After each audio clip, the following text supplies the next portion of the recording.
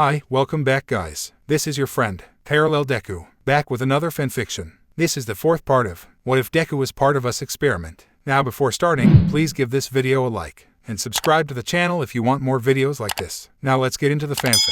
Though the blanket of night had been draped over the city, sleep and rest eluded to so many for various reasons. The nightlife was in full swing, with people of all ages gathered at their favorite haunts. Middle schoolers and high schoolers found themselves drawn to the nightclubs that were made with them in mind, karaoke bars, and even arcades. There were even those young people who were in the middle of cram schools, studying their hearts out in the hopes of getting into the school of their dreams. Then there were those college-age people, from their late teens to late 20s. Those people were hitting the other clubs, dancing and partying the night away. Or they were gathered at sushi restaurants, chatting with friends and potential lovers over their food and cold drinks. The rest of the people, well, that varied. Some were in bars still, not ready to go back home as they drank the night away. There were heroes still at their agencies. There were even those who were indulging in the pleasures of the flesh. Men and women who had found company for the night for the right price, taking them to love motels to get their money's worth. There were also a few clubs, BDSM, and strip clubs to provide a stimulating night. And of course, there were the people on the street. Those women who worked the night stood at the corners or the entrances to alleyways, watching people of all ages walking by trying to find the right mark. The drunks who were managing to stumble home with flushed faces. Students hurrying to get back home before their curfew.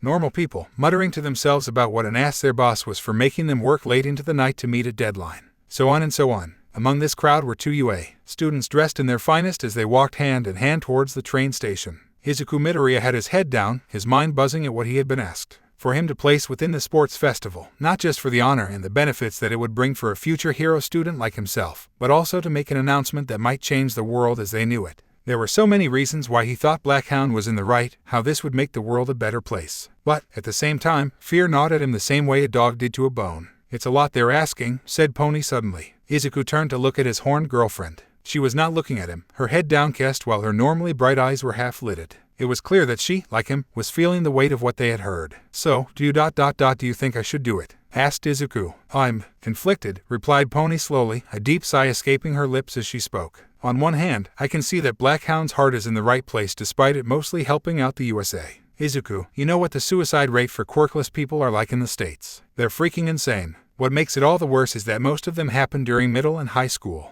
Not to mention the murder rates, crime, and discrimination all aimed towards a group of people who have a hard time fighting back without weapons. It's sick. Not only that, but this will be giving us more heroes. Not weapons like guns in every household, but trained people who know how to use their quirks to fight villains without killing them as well as assisting in disasters. Even if those people do change their minds later on and decide that they don't want to be heroes when they grow up, they'll at least have better options. But on the other hand, have you ever read or seen Dr. Seuss' The Sneetches? Izuku shook his head. It's a story from an old pre-quirk writer. I had this elementary school teacher that liked to play us the old animated shorts. The story is about these two groups of creatures called Sneetches that lived on a beach, ones with stars on their bellies and ones without. The ones with stars thought they were the ones who were superior since they had the stars. Can't remember what they did, just that they were real bullies and jerks. I really wanted to use my horn cannon on them. Hearing that made Izuku chuckle a bit, watching as Pony became a bit more animated as she spoke. How her free hand ate into a fist while her expression heated up when she spoke about these star-bellied creatures. It did seem odd to Izuku that they would discriminate against another group over something so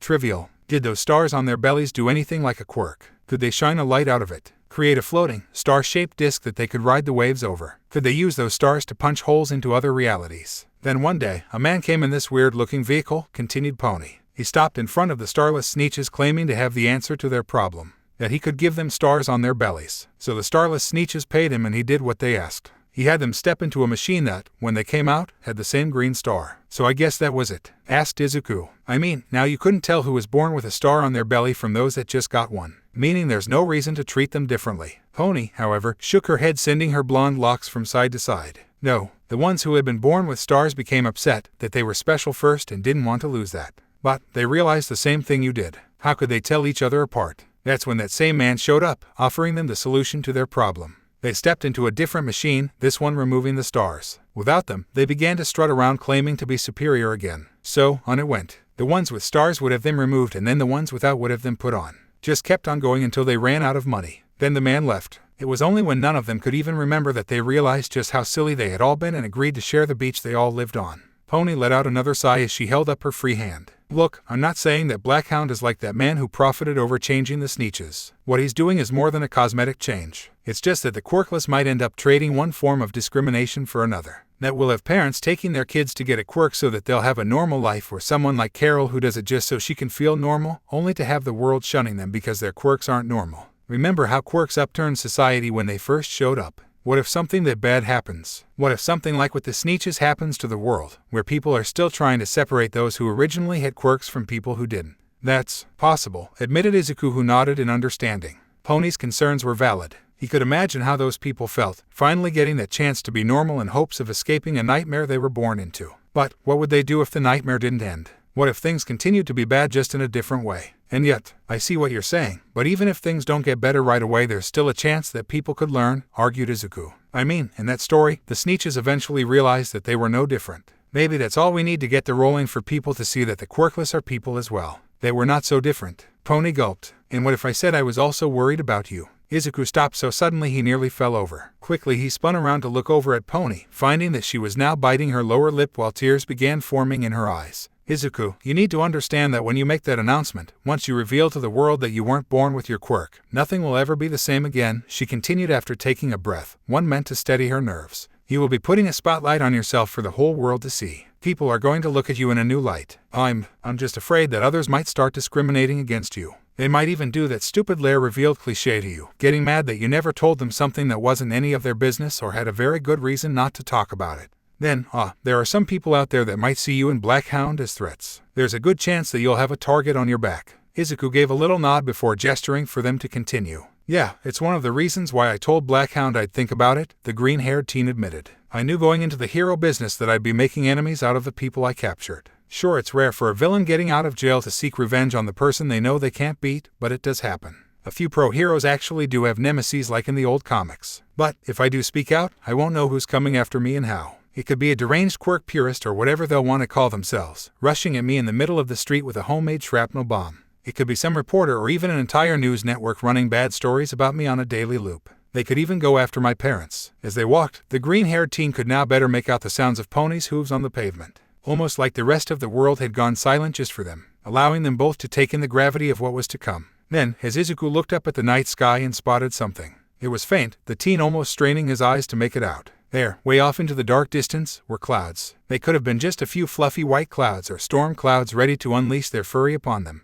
They could be here in a few minutes, hours, or never at all. Just seeing them caused Izuku's resolve to harden. But maybe a future like that will happen whether we want it or not, continued Izuku. Now that Blackhound said it, I can't deny the truth any longer. The Age of All Might is coming to an end. We have no idea when that will happen, but when it does, the world will never be the same again. And we'll need everyone on board to do their part in order to deal with that crisis. No matter what, I'm going to be a hero and face that storm when it arrives. But I can do more. Izuku paused to take a breath, further stealing his thoughts. Quirk rebirth is going to be made public sooner or later. The sooner it does, the sooner everyone can start training with their quirks and getting the experience they need. And if I am there, I can answer questions and perhaps ease parents' concerns so that they won't be as hesitant to go through with the project. Yeah, I know, replied Pony, her hand squeezing Izuku's a bit more tightly now. So many people, all the scientists who have worked so hard for so long to make this a reality. I don't want everything they've done to go to waste. And there are so many quirkless people out there praying for a miracle. But at the same time, by this point, the pair were at the station waiting for their train to arrive. As Pony's words trailed off, she looked at her boyfriend with eyes that conveyed her feelings. That she valued his happiness and well-being just as much as everyone else's combined.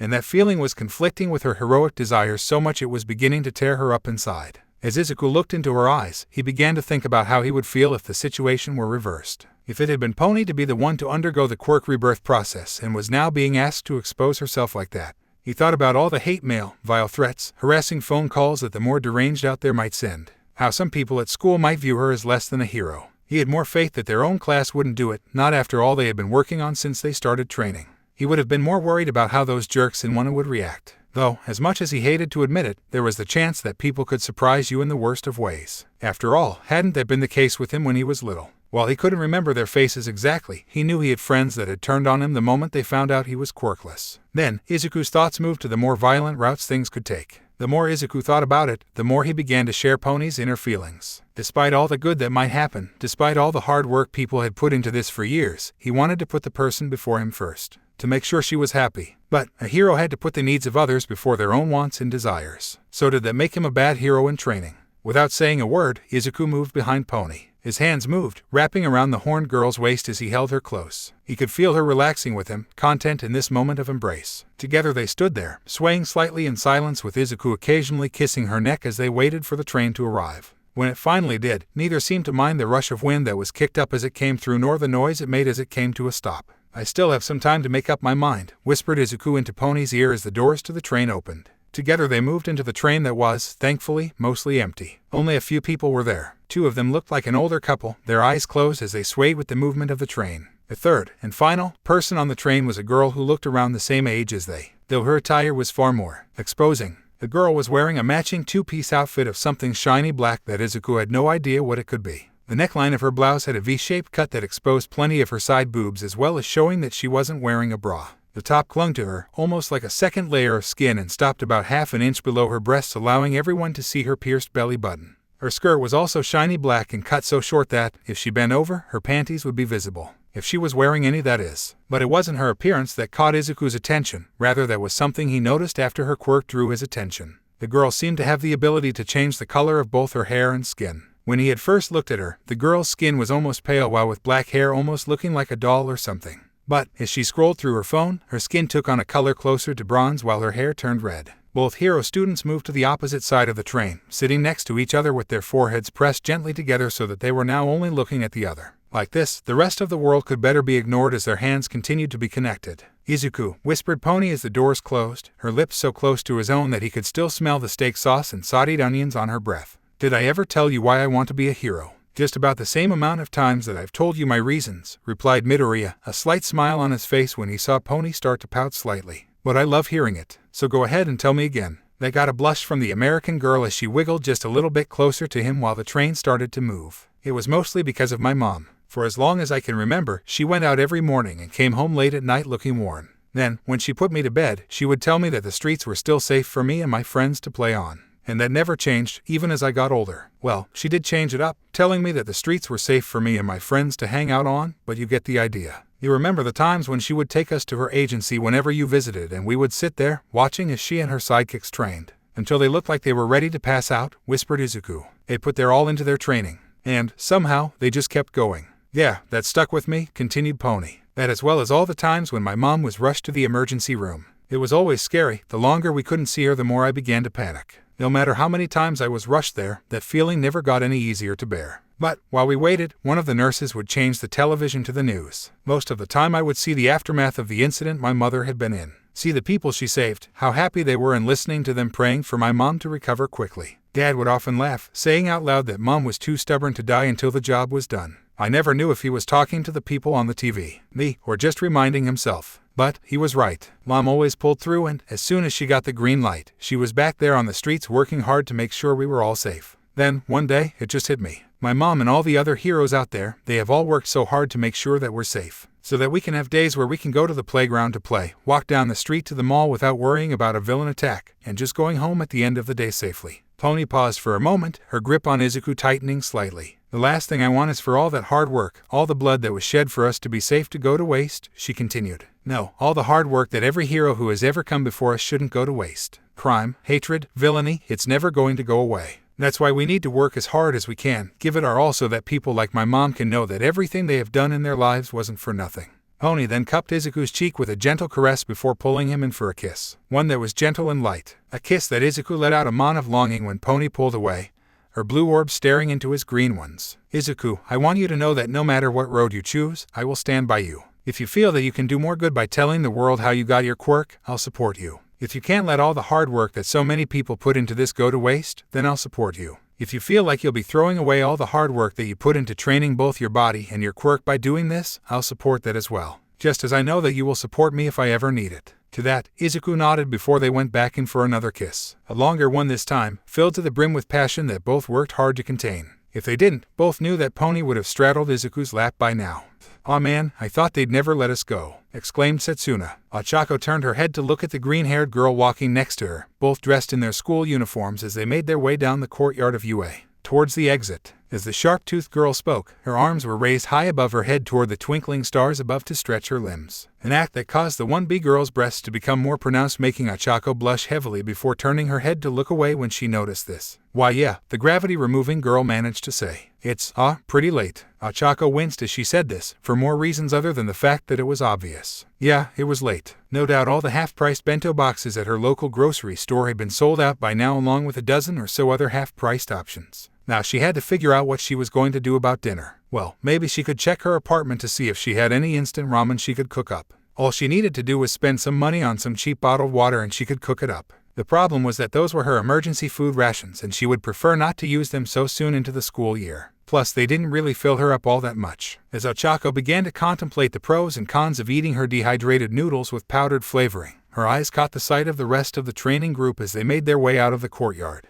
A few of them were standing around, all on their phones, no doubt checking to see if their parents could pick them up as well as providing rides for their friends. Others seemed to just continue as if there was no problem, either because they lived close by or simply knowing that there was a late-night train that would take them close to home. But there was one thing that caught her eye. Shinso and Kawakami were walking together, their shoulders lightly bumping into the other as they walked. As she looked at them, Ochako recalled the conversation they had with Kawakami before all this happened. More specifically, what her sisters had said. Was it right for them to do this? Well, since it's so late, how about we head out to get something to eat, said Setsuna, her words sounding as though she had read Ochako's mind. I've seen this one place near the train station that's offering kebabs. You know the place, right? The one that lets you pick out the meat and veggies before it's cooked right in front of you. What do you say? It'll be my treat. Drool began to leak out of the sides of Uraraka's mouth as she heard the description. Real meat after school that wasn't about to expire. Not just that, but cooked veggies. Maybe she could get some tea to go along with it. Maybe she could get seconds. Oh God, when was the last time she had gone to bed without her stomach rumbling at her? Oh right, the last time she had seen her parents. Now with such an opportunity before her, the girl wanted so much to scream to the heavens yes, and just let Setsuna drag her off to this wonderful-sounding place. But something stopped her. Wiping away the drool, she turned and looked at the girl with a serious expression. Thank you for the offer, Takage, but I have to refuse, she said in a tone that made it sound like she was forcing herself to say this. And judging by the way Takage stopped and looked at her with a serious expression, she noticed it as well. Is there a reason you can't? Setsuna asked, placing a hand on her hip as she looked down at the slightly smaller girl. Oddly enough, there wasn't a trace of an accusing glare or anything like that.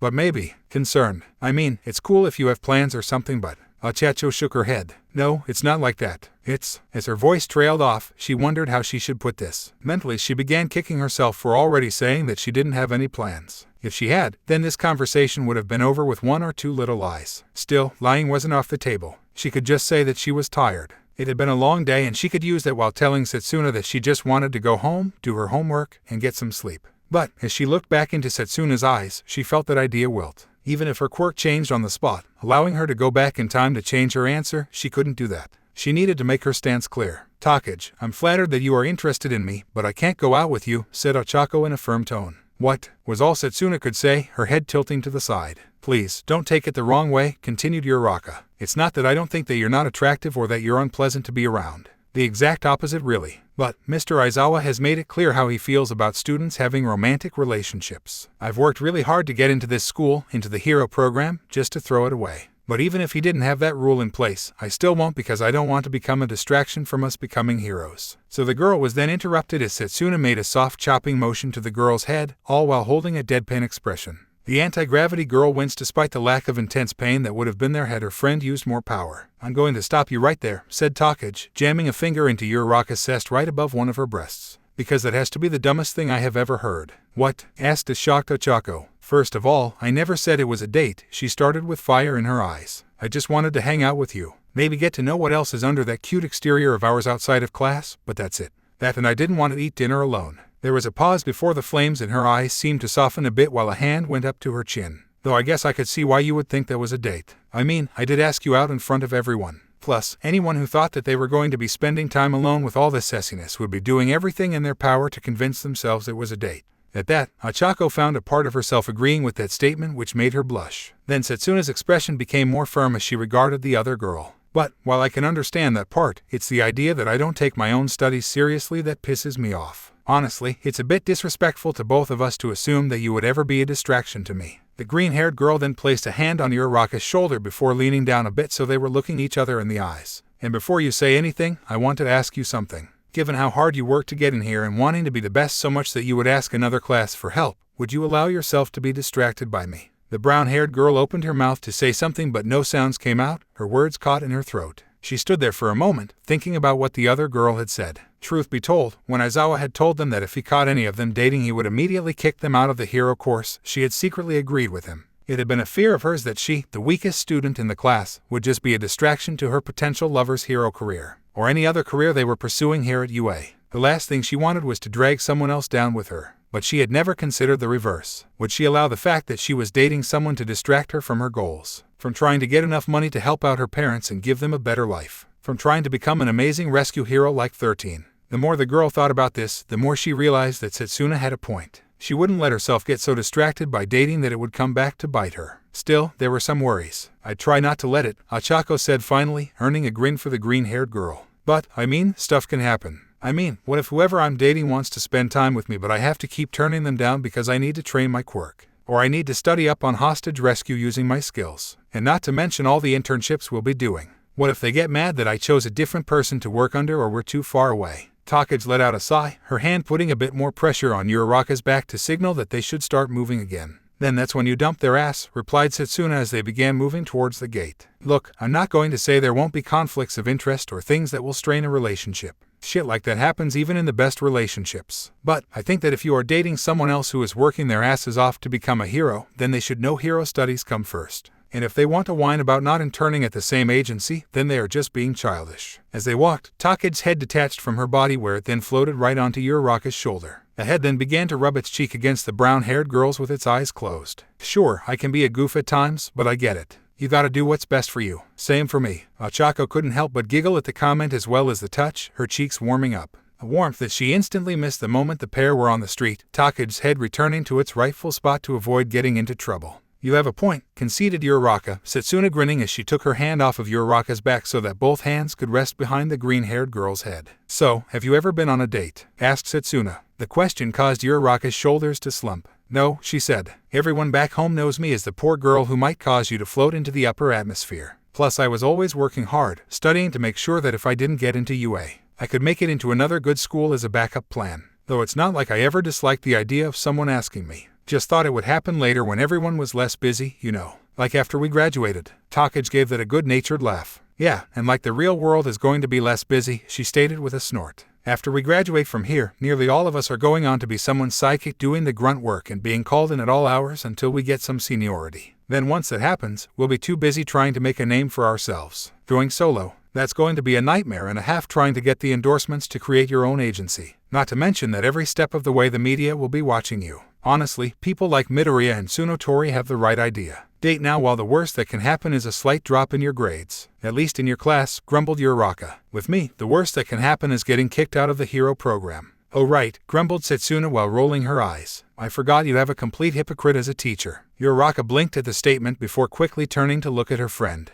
"What do you mean?" she asked. "Seriously, you haven't noticed?" asked Setsuna in disbelief. "The dude threatens that if he catches any of you dating then he'll axe you from the hero program. All while keeping Minta around." Ochako's eyes widened as if she had seen God who gave her the revelation that the meaning of life was Machai. It was no secret that Minta was a pervert hated by all the girls and even some of the guys in class. Whenever he was paired up with a girl during their hero lessons, either with All Might or Aizawa, the small-filled teen would have his eyes roaming their bodies while no doubt undressing them in his mind. Not to mention what he had done to Kawakami. But despite being warned about this sort of behavior, despite getting dragged to the principal's office by their homeroom teacher, said man had not expelled the tiny cretin. It honestly made no sense. To be found dating was so irrational that the man thought that it was worth getting you removed from the hero program, yet committing acts that would get a normal person several lawsuits was perfectly acceptable. This realization nearly caused Uraraka to grab her head with both hands and scream in frustration to the heavens, the sound of glass shattering echoing within her own mind. She couldn't believe it. The only thing that kept her from doing this and calling the man insane was the notion that this could have been one of his logical ruses. Well, whatever game he was playing with their social lives, she was done. "Takage," said Ochako after a moment. "Would you mind if we did make this a date?" Setsuna barely hesitated, grabbing a hold of Uraraka's wrist only a moment or two before the words left her mouth. With a laugh, the detachable girl began running down the street with her date in tow. At first Ochako was startled, nearly tumbling face first into the street. It was only due to her instincts and training that she managed to prevent that before she too was racing down the street using up what little energy she had left in her. As they ran, Uraraka felt all her worries leaving her as her eyes fixed on the back of Takage's back. Yeah, it didn't matter if the food was good or bad at the restaurant because she was still going to have a good time with someone who was very attractive and a great friend. If Aizawa found out somehow, demanding to know what was going on between them, she would say to his face that she had gone on a date. And if he did kick her out of the hero program, then she would fight it with everything she had. She would go to the principal stating how unjust this all was, though she hoped it wouldn't come to that and her transfer would come in before he ever caught wind. Then she and Setsuna could laugh at the expression on Aizawa's face when he realized that she had dated someone under his nose and there was nothing he could do about it now. Izuku was in one of the more passionate kisses he had had with Pony up to this point. Wet sounds escaped their lips as they stood there in the hallway, Pony's back pressed against the wall next to the door that would bring them privacy. Yet that was forgotten in the moment as Izuku held onto his girlfriend's hips, feeling one of her legs wrap around one of his own as they pressed into the other. Mons reverberated into the other's mouth as the American girl's fingers ran through his hair. Then Pony broke the kiss with a gasp, feeling Izuku's hand moving lower. Her wide, blue eyes stared at the boy's freckled face, wondering if he was going to be taking things up a notch out here. But that thought died a moment later when his hand left her body, instead reaching over for the door handle to open it. Relief washed over the blonde as she returned to the kiss, the pair sidestepping toward the opening. Inside the room was dark, lit only by the moonlight that was slowly being obscured by clouds. Yet neither of them paid this minor detail any mind as Izuku used his foot to kick the door closed before a hand left Pony again to stumble its way into locking it shut. Once they both heard the soft click of the lock that would ensure their privacy, Izuku's hands went to work showing their skill. The one that was still on her hip moved down her leg until he could no longer feel the fabric of her dress, slowly moving under and upwards to reach her ass. Pony moaned when she felt his fingers as they slipped under her panties to touch and squeeze her bare flank.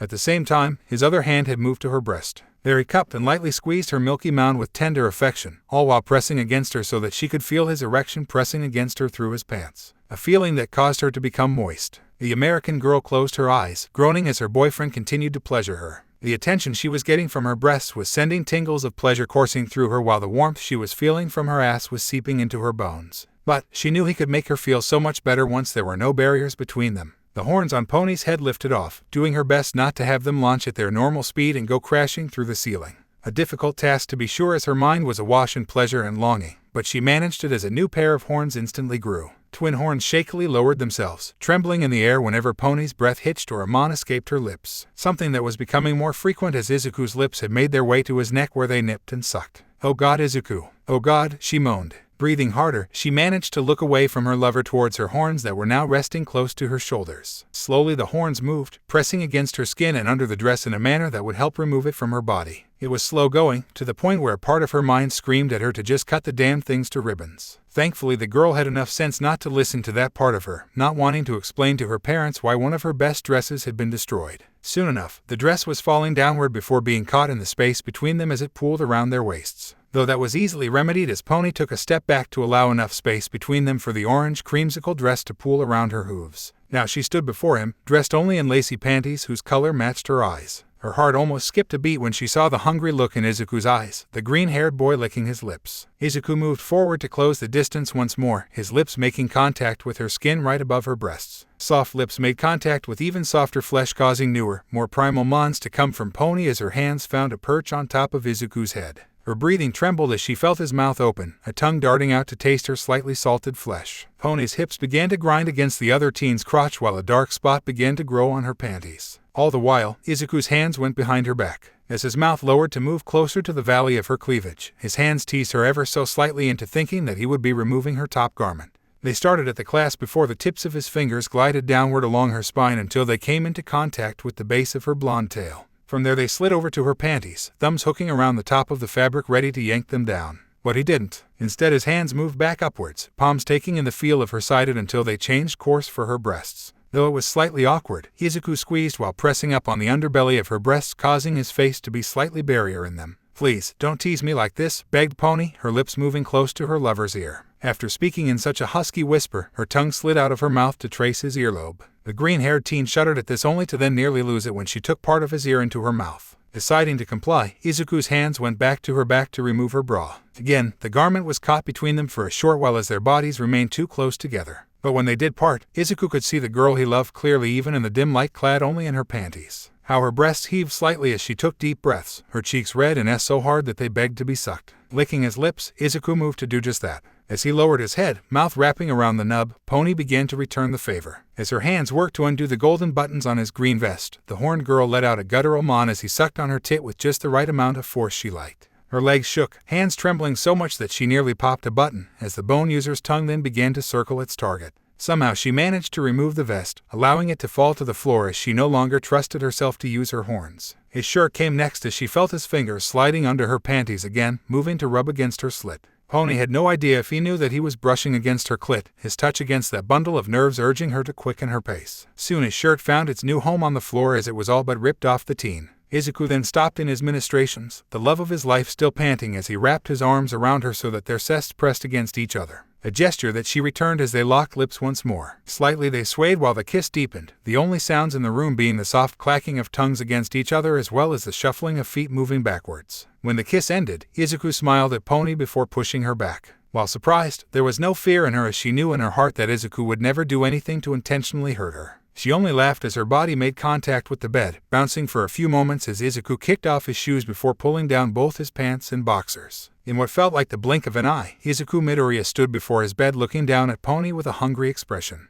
A hunger that only she could ever hope to satisfy. Instinctively, Pony adjusted herself on the bed so that her head lay on the pillow while at the same time spreading her legs as far as she could. Her damp panties were now on full display, the sack of her arousal hanging in the air. Yet neither teen minded as Izuku's upper body laid on the bed, the feeling slightly awkward, but he didn't let that bother him as his hands reached forward to grab his girlfriend's panties. He peeled the garment off, Pony's hooves pressing against the mattress in order to lift her ass into the air to make it easier for him. Once it was far enough, the blonde lifted her legs up while closing them, but only as far as she needed to so that they could be fully removed from her person without damaging them. When that was done, her legs were back to being parted fully, now displaying her treasure. Izuku's heart beat in his chest as he crawled a little further. His arms went under Pony's legs, holding them open by their outer side. Then, he began to pepper her inner thighs with kisses. The horn girl gasped at the touch as it was the first time anyone had ever kissed her there, her hands moving to cup and squeeze her breasts. With each kiss, her body began to thrash a bit more as his tongue dragged along her skin while a pleasurable pressure began to form in the girl's core. And that grew the closer he got to her slit, which was now drooling with her love juices, clit fully exposed.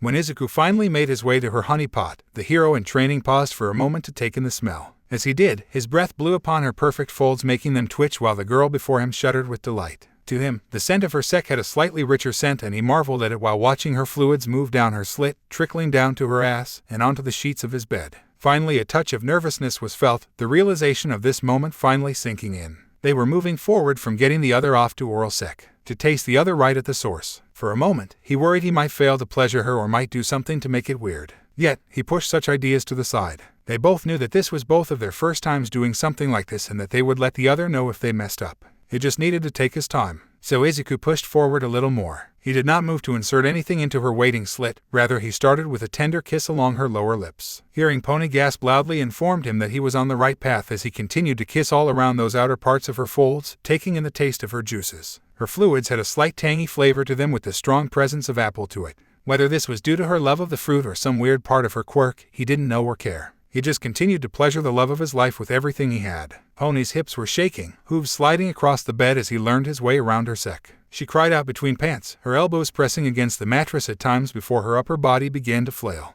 Eventually, Izuku took it up a step. His arms uncoiled themselves from around Pony's legs, bringing them forward so that his fingers could spread her folds wide open. For a moment, he stared wide-eyed at the pinkish tunnel before him as if committing it to memory. Then he delved forward as far as he could, his nose next to the hood of her clit as his tongue slid down into her depths. Pony thrashed wildly now while half-formed sounds escaped her, beads of sweat seeming to appear all over her body. That feeling of pure pleasure began to grow and compress at the side time as her lover's tongue slid deep inside her. The walls of her velvety sack tightened around the invader. But Izuku's tongue refused to be pushed out as he lapped at her juices, savoring her flavor as much as the texture of her inner walls. He let out long hums that reverberated within her, sending the girl's mind into a new spiral of delight that she had no idea she was capable of. All while the of pleasure inside her seemed to tighten up. Pony knew what it was, what that feeling meant. But she had never felt it like this before when she had taken care of her own needs. The closest moment she could compare this to being that time in the shower when Izuku had made her come. It also scared her. As if sensing she was ready, Izuku pulled out of her slit before giving her clit a long lick. Pony's mouth opened in a silent scream, her eyes rolling in the back of her head while her body went rigid. Another lick to her clit and Pony was sent flying off the edge and falling into a cavern of pleasure. Her orgasm was strong, juices launching out from her sack which at first collided with Izuku's chin before he lowered himself to collect more of her fluids. She rode the wave of pleasure, stirred on as Izuku went back to eating her out. When it was all said and done, Pony's body was trembling. Faintly she could hear rain pounding lightly against the window over the sounds of her own pants. Raising her head slightly, she saw Izuku looking up at her with her juicing dripping down the lower part of his face. His freckled face smiled at her, warming the horned girl's heart. Even more so as he began to crawl his way over to her, his rock-hard member swaying as he did so while precum dripped from the tip. He was hard, clearly in need of his own release. Release she would give him. As he moved to her side, Pony knew what he had planned. To cuddle her after her orgasm, holding onto her as he waited for his erection to soften. It was all in his eyes, those warm and loving green eyes she could easily pick from a chart holding all the green eyes on the planet. She knew by heart their every inflection. And as much as she wanted to have him hold her, there was something she wanted far more. Once Izuku was next to her, Pony got up as well to use her hands to guide him into a sitting position against the wall. As he settled into position, one of her hands reached over to his CCK to begin stroking it. Perhaps her memory was wrong, but it seemed harder and thicker than the last time they had done something sexual. Or perhaps they were simply more aroused. Still she slowly pumped him, keeping the teen hard while feeling his precum slide down and over her fingers. For some reason, the feeling sent shivers down her spine. Carefully, Pony positioned her body so that she was laying on her side so that her face was directly in front of Izuku's member. This was a little tricky as, while she was doing this, she never stopped her stroking. At one point, she nearly fell over, tugging on her lover's CCK causing him to hiss. He had moved to get up, though that had been more because he wanted to make sure that his pony girl was okay. Thankfully she had managed to stop herself while telling her love that she was okay. In the end, hand propped herself on her elbow as she continued to his still hard CCK with her hand while more of his transparent fluid coated her fingers. Like this, the scent of his arousal was much more powerful than it had been in the shower, no doubt due to the fact that there was nothing dissipating the intoxicating aroma. The smell seemed to mesmerize her as she looked on with a seemingly blank look while her hand continued to jerk Izuku off, all while his smell seeped into every corner of her brain. After a moment or two, she slowly moved towards the member in her gasp, the scent becoming more powerful to her the closer she got.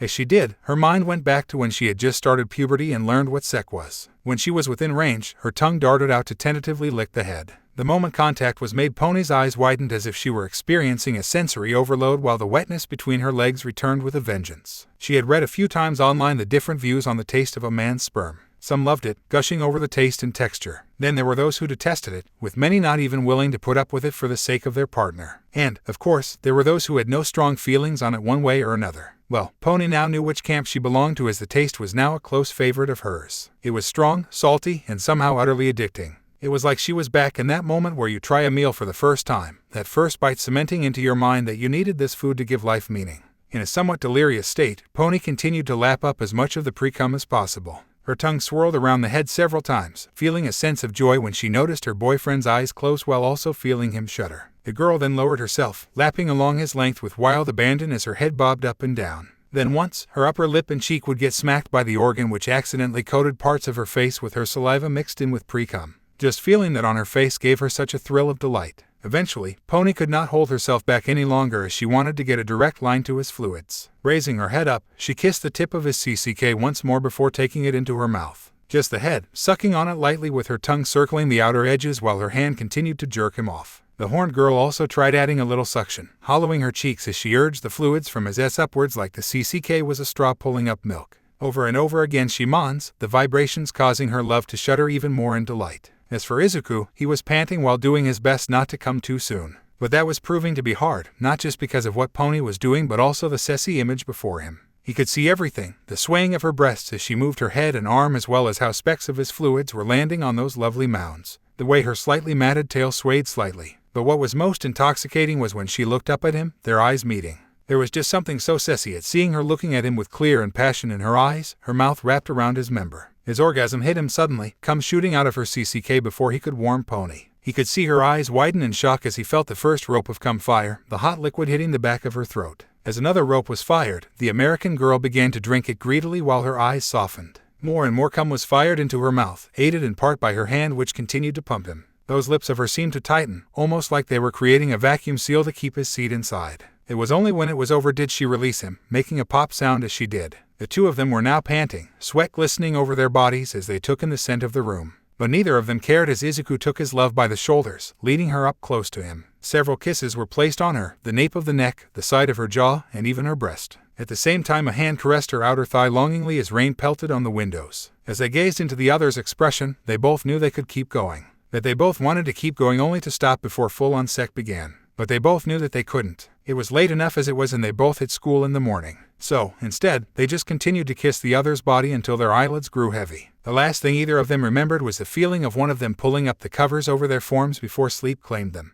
This storm just came out of nowhere, laughed Takagi, the green-haired girl bouncing on her heels while dripping wet. Uraraka, meanwhile, nodded as she too was dripping wet and silently thankful she wasn't on the top floor. Because of this, the walkway above her acted like a barrier to keep both herself and her, date, dry as she fished out her keys. Though that did not mean they were completely safe from the elements. The wind had picked up, adding an additional freezing element to their situation, and whenever it blew in their direction they were sure to get pelted by hundreds of large droplets. But despite their current situation, it wasn't enough to dampen Uraraka's mood from her surprise date. The dinner had been everything she had expected and more. As soon as they were seated, various meats such as chicken, beef, pork were presented to them as well as some uncommon meats from across the seas such as crocodile, snake, and bison. There were also a number of vegetables that they could pick from like various colored peppers and onions. Achako had 3, squirming with joy as she chewed happily on her kebabs. But it hadn't just been the food that made the anti-gravity girl's night. A big part had been the girl whose company she shared, learning more about her. It turned out that, despite what Uraraka thought, they had a lot of things in common.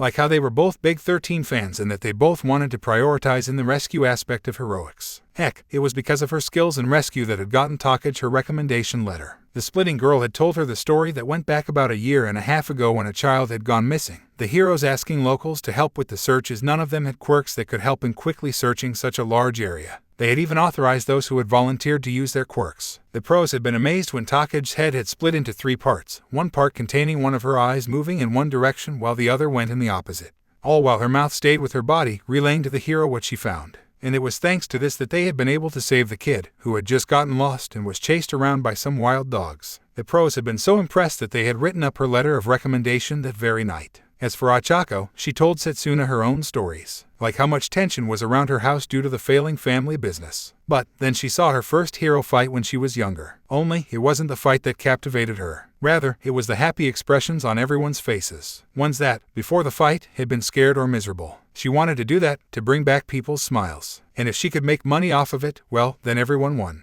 Their conversations went on for a while until they were politely asked to leave as the restaurant was closing. That was when they realized just how late it had gotten with Setsuna's last train having departed some time ago. Then, just as Takagi was about to call for a ride, the rain started. Thankfully for the both of them, Uraraka's place wasn't too far away and she offered for her new friend to spend the night if she liked. Or, if she didn't feel comfortable doing that, waiting there for her ride to arrive. You know, normally I don't even kiss on the first date, giggled Takagi as Uraraka placed the key into the lock. And here you are, boldly asking me to share your bed. Upon hearing that, Uraraka's drenched face began to heat up so much that the rainwater was practically evaporating off of it. As plumes of steam rose, her mind betrayed her. She could see herself lying in her futon, dressed in only an oversized shirt and panties. Then, before she could set her alarm or pull the covers over her body or even put on her special mittens to keep her quick deactivated at night, Setsuna came out of her bathroom. The girl stared up at the image of Takagi who had a hand resting on the doorframe as she was in the shower at school. The sharp-toothed teen then got on all fours, crawling over to the brunette like some sort of predatory animal all while her breasts swung hypnotically. Due to the small size of her apartment, it didn't take long for Setsuna to close the distance and make it to the edge of her bed. Crawling up to her legs, Setsuna spread them wide before lowering her head to her panties to bite the. And no, it's not like that, stuttered Uraraka, shaking her head to dispel the image. Though, in truth, there was a part of her that wanted to know if her mental Setsuna was going to pull down her panties with her teeth or just rip them off. Come on, just messing with you a little, laughed Takagi as she patted her friend on the back. Meanie, was all Uraraka could say, huffing up her cheeks as she did so, which only made her friend laugh more. Then, she sighed as she realized that she should have expected this. So, without further ado, the brunette opened the door to her apartment. As the two stepped inside, Uraraka flipped on the single light switch and felt a sense of relief when it worked without flickering or anything like that.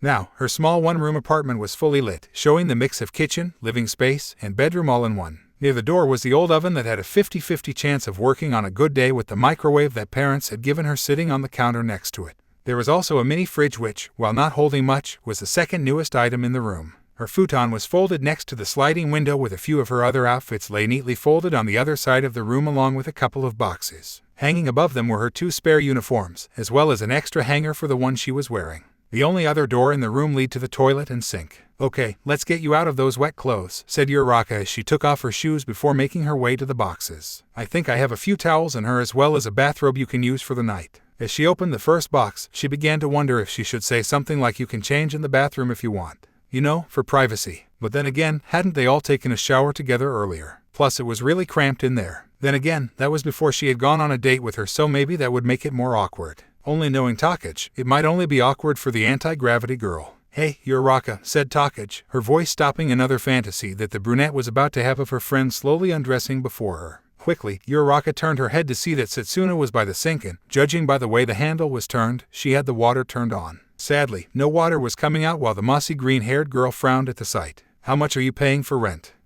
Started Uraraka as she pulled out the towels, handing them over to the other girl as she mentioned the price. Takage just gave her a look, the towel hanging limply at her side, while Uraraka just began talking about what a great deal it was. How a friend of their family had managed to help them out so much, paying less than half the going rate on a room like this in such a big city. Sure, it wasn't the greatest, but it gave her everything she needed to survive and that she only needed to deal with it for the next 3 years. She could do that. All while she said this, she knew what the other girl would say and do. Takage would. Uraraka, you can't seriously believe a word you're saying, said Setsuna, cutting off Achako's train of thought before it began. The funny, playful tone that Uraraka had come to associate with her was gone, replaced with a seriousness that matched her expression. What do you mean? Asked the girl, who was thrown through a loop. Every person who had ever visited her had acted the same, surprised by how antiquated the place was in comparison to the rest of the city. Yet when she explained her reasoning, the looks, they had never faded, but they just smiled and nodded before telling her that she had a good deal. Takage, however, was not doing that as she began to quickly unbutton her top. I'm saying that this place is a hellhole, she stated, taking off her bra before she began to dry her chest off. Look, you can say what a great deal it is, but truthfully you're still getting ripped off. The locks on this place are so outdated you could break in with a rusty pin. There's a puddle forming near the sliding door, meaning it's not properly sealed. There's no running water. The water works in the bathroom, said Uraraka, glancing over at the puddle near the window that was slowly growing. Thankfully, she had a few things in her boxes that should help. But, for some strange reason, she added, usually. There's no landline. No, continued Takage as she went into the bathroom, but cut herself off after turning on the water in there. When she came out, her hand was covering her mouth while her face was pale. No doubt she had seen the brown water. Without saying a word, Setsuna then checked the mini fridge. As she opened the door, shouting could be heard from the room next door, the walls so thin that you could hear everything easily. The voices belonged to the guy who was renting the apartment next to her, a student of a nearby school, and his girlfriend. Apparently, she had found out that he had been cheating on her, with the proof being the panties in his room that didn't belong to her. Several crashes quickly followed, along with a high-pitched scream from the guy, along with a thud before the door slammed shut, dust from Uraraka's ceiling falling to the ground due to the force. By this time, Setsuna had finished checking on all of Uraraka's food supplies, her expression just as pale if not more so. Turning around, Takage just looked around the small apartment with more disgust than anything else before walking over to the other girl to place both hands on her shoulders. Uraraka, this place isn't healthy for you. Living this way isn't healthy for you. I don't know how you are going to survive your first winter here, let alone 3 years. Began Uraraka, feeling like she wanted to back away. But her feet refused to move out of the hold the other girl had on her. No doubt her full stomach agreed with this full-heartedly. But deep down, she knew the truth, causing the threat of tears to begin forming in her eyes. Then, when she spoke again, her voice was shaky. It's all I can afford in the city. Takage raised an eyebrow at that. Didn't you even look into getting a room at the dorms? She asked. At that, Uraraka gave out a humorless laugh before swiping away her friend's arms. Yeah, right, like I could ever afford those prices, she said. My family, we're all making sacrifices just so I can be here at the best hero school in the country, perhaps even the world. And we weren't all that well off to begin with. Look, I'm still using a flip phone just to save money. With everything that my family is doing for us, I can't just go complaining to them because I'm a little inconvenienced. Uraraka, you would only be paying a little more than what you are paying for this hole in the wall if you lived in the dorm, said Takage, her words causing Uraraka to freeze. And that includes meals. Also, the school offers financial aid to students who need it. Began Uraraka as her throat suddenly became very dry. Truth was, she and her family had assumed that the school dorms would cost an arm and a leg. How would it not, when you were living on campus of the best school around with some of the best security? But now, quickly she shook her head, dispelling the math already forming in her head. We can't accept handouts just because we're not that well off. I'll get by. Stop being stupid, shouted Takage, charging over to the other girl and tackling her to the ground. The fall caused the anti-gravity girl to close her eyes, her head slightly throbbing from hitting the ground. When she felt ready to open them, a scowl appeared on her face as she prepared to yell at the other girl, to tell her that she couldn't understand the situation she was in, that her family was in. But her scowl faded only moments after it formed when she saw the look Takage was giving her. She looked concerned and said, "You're being a real idiot right now, you know that," began Setsuna, biting her lower lip for a moment. "And maybe I am as well for acting like this, but I can't just sit back and hope you come to your senses before it's too late." Do you have any idea what will happen if you continue to live like this? Eating almost expired or instant foods, skipping meals just to save some money. The only water being that crap in your bathroom.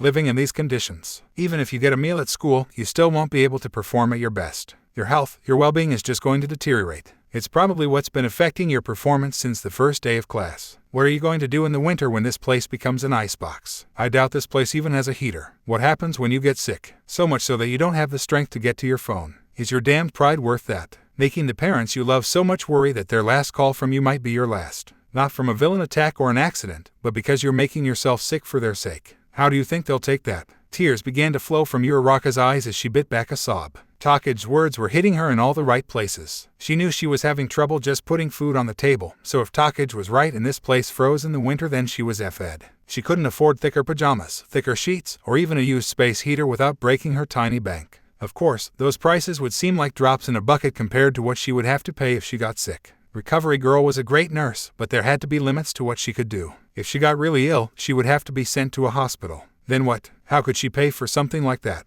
What about her parents? Could they even travel down here to be with her? Oh God, she had never considered that. How it would feel to know that your daughter was ill and being unable to get there. All she would be doing is making them feel worse. Still though, that part of her that had been insisting that everything was fine refused to fully die. Not without a fight. I'll figure something out, she whispered in a tone that not even she believed. I've heard that before, said Setsuna, her face softening as if she were looking back at a sad memory. But, you know you don't need to. When a hero helps someone in need, do you see that as a handout? Uraraka shook her head. Then let the heroes help you. With that said, Take began to unbutton Uraraka's shirt, causing its owner to shift from tears to a bright blush. What are you doing? Demanded Achako as the last button came undone. The shirt opened up to expose her very cheap bra. At that, Take blinked. Getting you out of these cold, wet clothing before you catch a cold, said the green-haired girl. Should have done that right away. I only just now realized that it was still on you when I felt you shiver beneath me. We need to dry you off and keep you warm. Oh, right, said Uraraka, blushing as she sat up. Once she did, she then realized just how cold her skin was. Fretting, she quickly took off her soaking bra, followed by her skirt, panties, and stockings. Take followed suit, undressing herself with one hand while another pulled out her phone as she quickly went to the Uber snack app. Okay, I'm getting us some soup and hot chocolate from a cafe, said now Setsuna while Uraraka began hanging up their clothing to dry. I'll also get us a gallon of orange juice, just to be on the safe side. For once, Uraraka didn't protest as she pulled out some of her other clothing from one of the boxes. One of them was an oversized sweatshirt that had belonged to her dad, and the other being the bathrobe. Without saying anything, she handed the robe to her green-haired friend before she pulled the sweater down over her head. To her, it was like wearing a tent. But its size meant that it went all the way down to cover her ass, and its fabric was already warming her up. Once that was done, Uraraka took out the rest of her spare towels. With the help of Take, the two girls went to work cleaning up the water seeping into the apartment while also pressing the rest of the towels against the window to prevent more from getting in. Though, this seemed to be a minor victory as, while the two girls sat on Uraraka's futon to wait for their order to arrive, water began to drip from the ceiling. The sight of the water dripping in the spot where the two girls had cleaned up caused both their eyes to twitch in frustration. You said a friend of your family helped you get this place, right? Asked Take. Yeah, was the reply. Your family needs better friends, came Setsuna's reply with a laugh. But, lucky for you, you now have me. So tomorrow, we are getting you out of here. How? I don't have any money for a hotel room and I can't ask your family to just begin Uraraka only to have Setsuna stop her. Hey, we both happen to know someone who's living in the dorms, said the green-haired girl as she wrapped an arm around her friend, pulling the other into a half hug. I'm sure she'll let you crash there for a bit while we talk to the principal to see if they have any extra room. That way, you can find out everything you've been missing out on.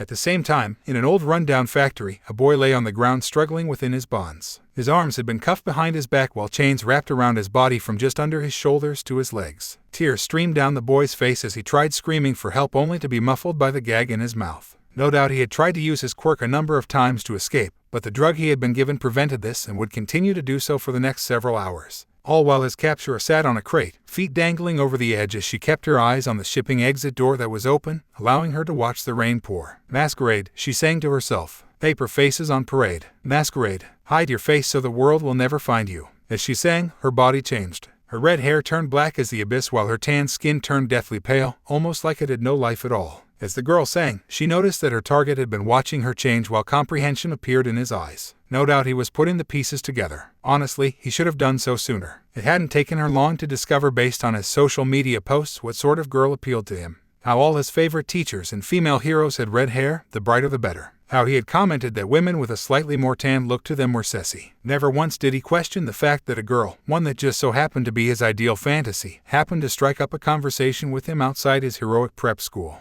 Not once had he batted an eye at all her carefully chosen flattery, stroking his ego as they walked further away from those around him. He was practically begging to be kidnapped and hauled away. Since he had been brought here, she had not spoken to him directly as she knew what was going through his mind. That he was hoping that she would go into some monologue, explaining everything in detail just to gloat or just how hopeless the situation was. He would gather the information, tucking it away until he could escape. But that was not how matchmakers worked. To them, their targets were nothing more than quirks that wealthy heroes and elites wanted to add to their bloodlines wrapped in a flesh suit. Well, most of the time. More than once, she had received a job from a pro hero asking for a cute plaything to have some fun with before disposing of them. And she had a couple of people who wanted her to capture some mutants to hate F before killing them. Not like the reason mattered to her. Male or female, it didn't matter as they would always be in this situation. The only difference being that the guys struggled in vain while the girls just sobbed. As she continued to sing, she thought back to when she first became a matchmaker and stupidly thought how ineffective they were being. That they should just capture people with a wide array of quirks and milk them for their seed or rent out the wombs. That way they won't need to go hunting as much. Thankfully, she hadn't voiced her stupidity before she realized why they did what they did. Keeping that many people would be a chore. Cleaning, feeding, taking care of them like pets would be a full-time job. Not only that, but they would need a big facility that would come under scrutiny. It was best to remain mobile, passing their targets on to their clients as soon as possible. Also, she would be out of a job if they did that. Just then a white van backed up into the shipping bay. The door opened to reveal an African man wearing a silk white button-up shirt, a black vest and matching pants, dark glasses, and, finishing the look off, a cane. "Bravo, Masquerade," said the man, his accent a tad on the thick side. Everyone knew her as Masquerade. Not even she recalled what her real name was. "You're late," was all the girl said as she hopped off the crate. Sorry.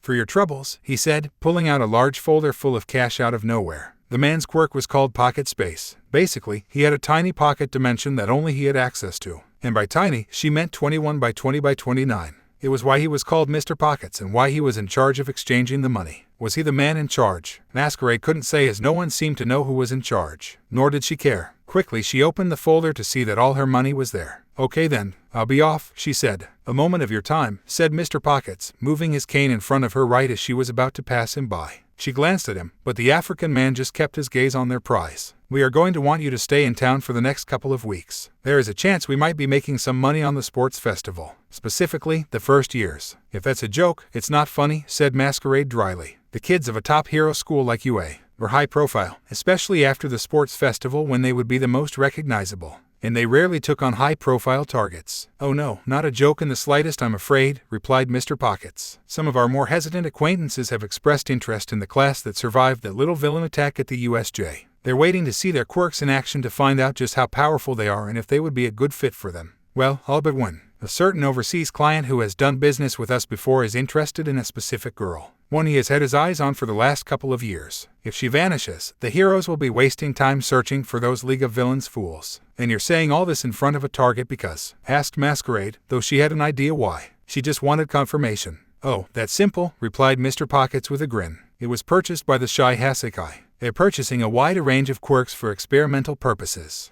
At the same time, Aizawa sat at his desk as he finished up the expulsion papers on one Ochako Uraraka. Uraraka was interrupted from a dreamless sleep by a familiar sound. Before she even opened her eyes, the first sensation that struck her was a warmth that surrounded her. It just seemed to wrap itself around her like one of the hugs that her mother would give her, only somehow better. But before her mind could just snuggle back into that warmth and let herself get lost in it, she had to figure out what that sound was because it wasn't stopping. Doing everything in her power to keep her eyes shut, Uraraka began to go over everything she could think of to identify the noise. It wasn't the alarm, that much she knew for certain, as the noise it made was more of a screechy, high-pitched static-like noise. A noise that was created due to the thing's age, as the timer on the old radio alarm clock was one of the few things that still worked on it. Nor was it the second alarm on her old flip phone. Not only was it the wrong noise, but it was too close. She always placed it in the kitchen to charge during the night, forcing her to move across the apartment to turn it off. With those two options crossed out, what could it be? It wasn't the sound of construction outside. Perhaps her neighbors got something new or, "Sorry about that," grumbled a voice very close to Uraraka's ear as she felt her futon shift. Fear consumed her being as the sound ended while the warmth was pulled away. Realizing she wasn't alone in her bed, Uraraka opened her eyes with a start ... only to find Takage sitting up right next to her. For a moment, Uraraka could only blink as her heart began to slow down. Takage was sitting there, yawning widely, allowing Ochako to see the girl's jagged teeth. As the green-haired girl continued to yawn, one of her hands detached from the rest of her body before floating not too far from them towards a phone placed on one of the boxes containing Uraraka's stuff. As the disembodied hand turned off the alarm, its owner arched her back while her arms stretched upwards. It was then that Uraraka noticed what Takage was wearing, one of her spare shirts that she used to sleep in. A gray top that clung nicely to the lizard girl's body that had the planet Saturn pressed right over the girl's breasts. Below that, Takage was wearing spare sweatpants that had once belonged to Chako's father. All sorts of questions rumbled around the tired girl's mind until her attention was pulled away by the pounding against the sliding window door. Upon seeing the pounding rain striking it, helped by the powerful winds that slightly rattled the glass when it blew, as well as the barrier of towels that were placed on the floor to prevent the area from flooding, it all came back to the anti-gravity girl. She recalled the incident with the cameras followed by her impromptu date with Takage. She recalled the rain that seemed to come out of nowhere along with Takage missing her train, leading to her inviting the green-haired girl to spend the night. The talk they had when Setsuna had seen her living conditions. After that rather emotional talk, things had calmed down. The two had done their best to dry themselves off, placing the used towels along the sliding door after they were done. After that, the two had gotten changed before sitting together on the futon with the blanket wrapped around them, sharing body heat to stay warm and hopefully prevent them from catching a cold. There they sat, just talking about this or that and only getting up when the food Takage had ordered finally arrived. After they had finished with their soup, Uraraka placed the extra orange juice in the mini fridge to be used the next day before they went to bed. A blush appeared on Uraraka's face as she looked down, recalling that. She recalled how they had snuggled close together, keeping the other warm throughout the night. How they were so close, making Uraraka glad that they had dressed for bed. Given how her mind was acting right now, she doubted she would have put up much of a fight had Takage suggested bare skin-to-skin contact to keep warm. From there, with their bodies lying under the blanket, it wouldn't have taken much to light the fire of passion and sleep well, asked Takage, her voice coming out as a purr right into Uraraka's ear. Or did you stay up all night staring at the beauty beside you? Well, stammered Uraraka, feeling her brain crashing and needing to reboot several times as she felt her rosy cheeks burning up and spreading to the rest of her face. As steam began rising from out of her ears, Setsuna let out a laugh. Come on, I'm just messing with you, said Takage between her chuckles as the disembodied hand still holding her phone returned to her. When it reattached, she glanced down at the screen before letting out a groan. Damn, I forgot I set this to my normal wake-up time. We could have slept in a bit longer. As Uraraka slowly, very slowly, began to calm down, she watched as Takage got up from the bed rather than just lying back down. With another loud yawn, the disembodying girl made her way to where her school uniform was left hanging along with her bra and panties. Takage then looked at her clothing, eyes narrowing slightly as the sleep left them. With one hand she reached out to feel the materials before her shoulders slumped and her head dropped. Literally dropped before rolling to the floor. Takage, yelled Uraraka as she got onto her feet. Ignoring the pounding on the wall from her neighbors, she rushed over to her friend's fallen head. Are you all right? A groan escaped Takage as her head began to float around. I'm fine, she said. My clothing is still damp and cold, but it's nothing too serious. I've made it a habit to always keep a spare uniform in my locker ever since middle school in case of situations like this. And with all the craziness that could happen in heroic lessons, I figured I should also keep some spare underwear in there as well. Uraraka found herself nodding in amazement at what she heard. While Uraraka did have her own umbrella, that could only protect her so much from the rain. In a situation like she was in now, she would have been drenched the moment she got onto the street. Even if it wasn't raining that badly, if she tripped or a car ran over a puddle and splashed her, it would have resulted in the same situation. She would have had to sit in class, dripping wet while pervs like Minda stared at her body through the damp clothing, while Aida chastised her rather than helping. She could also hear him berating her, saying how disrespectful it was to dirty the seat that so many prior heroes once sat in. No doubt she would then have to listen to Aida chastise her for sitting in class all wet. Aizawa would then wake up, see her dripping wet, and then tell her to get changed in the school's gym uniform. Of course, he would also do his own chastising and tell her that she was wasting time or something like that. The only person in their class who would have gone out of her way to help would be Ishido. But that would only be if the alien girl got to class early and had a solution. Yeah, maybe it was a good thing she was trying to transfer out of 1A. As for the underwear situation, that was also a good call. While their hero suits were made to take a lot of punishment, they couldn't protect their bodies from everything. And given all the different training areas they had on campus, the Lake Zone and the USJ, people like Midoriya and Kamakiri who had quirks that allowed them to cut down their opponents, and so on provided ample opportunities for an underwear malfunction. Heck, if Minda ever discovered a way, she was sure he'd try something just so he could stare at her chest hoping to see the outline of her breasts. Or something like that. But, if she had that, why did the girl look so miserable? Then, a thought came to her, one that made Uraraka gulp. Are you nervous about changing at school after what we found in the locker rooms? Asked Uraraka, guessing what could be the source of her maybe girlfriend's misery. As soon as she said this, Takage's eyes opened. She looked at Uraraka, their eyes locked onto the others as the lizard girls took on a look of realization followed by horror. "Crap," she yelled, causing Uraraka's neighbors to once more pound on the wall. It was once more ignored as Take's head floated up to Uraraka's eye level while becoming pale. "I completely forgot all about that shit. Damn it. I really don't want to go back in there until either Can or Power Loader give us one more all clear." "Wait, if you forgot about that, then why were you upset before?" asked Uraraka. "Because I wanted to crawl back into bed with you," wailed Take as large crocodile tears began to flow down from her eyes. "Cuddle up together for warmth along with breakfast in bed sounded like a nice way to start the morning before ... Wait. Do you have anything for breakfast?" "I have some crackers," admitted the girl. "Possibly some stale granola bars too." Takage just stared as her head floated back into place, reattaching with her own body. "Okay, that's not happening on my watch," said Takage as she began to undress, removing her top so fast that her breasts jiggled. "Since we're up, we might as well get started on getting you the F out of here. As soon as we're done getting dressed, we're heading out towards school and picking up something along the way. I think I recall seeing a stand by the train station that makes hash brown patties that you can eat while you walk along with bacon. We can see what else they have." By this point, Takage had shimmied out of her sweatpants, giving Uraraka, who was still slowly taking her off her own top right now, a nice show. "When we get there, I think the best move would be to schedule an appointment with Nezu. The sooner you get in to see him, sooner we can figure out what your options are, I guess," said Uraraka slowly as she finished undressing. As she moved to put on a clean bra, she noticed Takage giving her a look. "Sorry, I appreciate everything you're doing for me. It's just ... well ... As her words trailed off, Take's eyes seemed to light up with understanding. Still nervous about accepting help. At that, Uraraka nodded slightly and hated herself for doing so. As much as she wanted help, knew she needed it, having grown up with a certain mindset was difficult for her to break. The idea of accepting handouts still felt wrong somehow, like if she did this she would be letting her family down, letting herself down, or it would just come back to bite her in the end. Takage let out a hum as she put on her blouse, her eyes seeming to scan the ceiling as she was no doubt thinking about it. Then she gasped loudly, startling Uraraka due to the suddenness of the noise. Then, the green-haired girl turned to look at her host wearing a smile that showed off all her jagged teeth.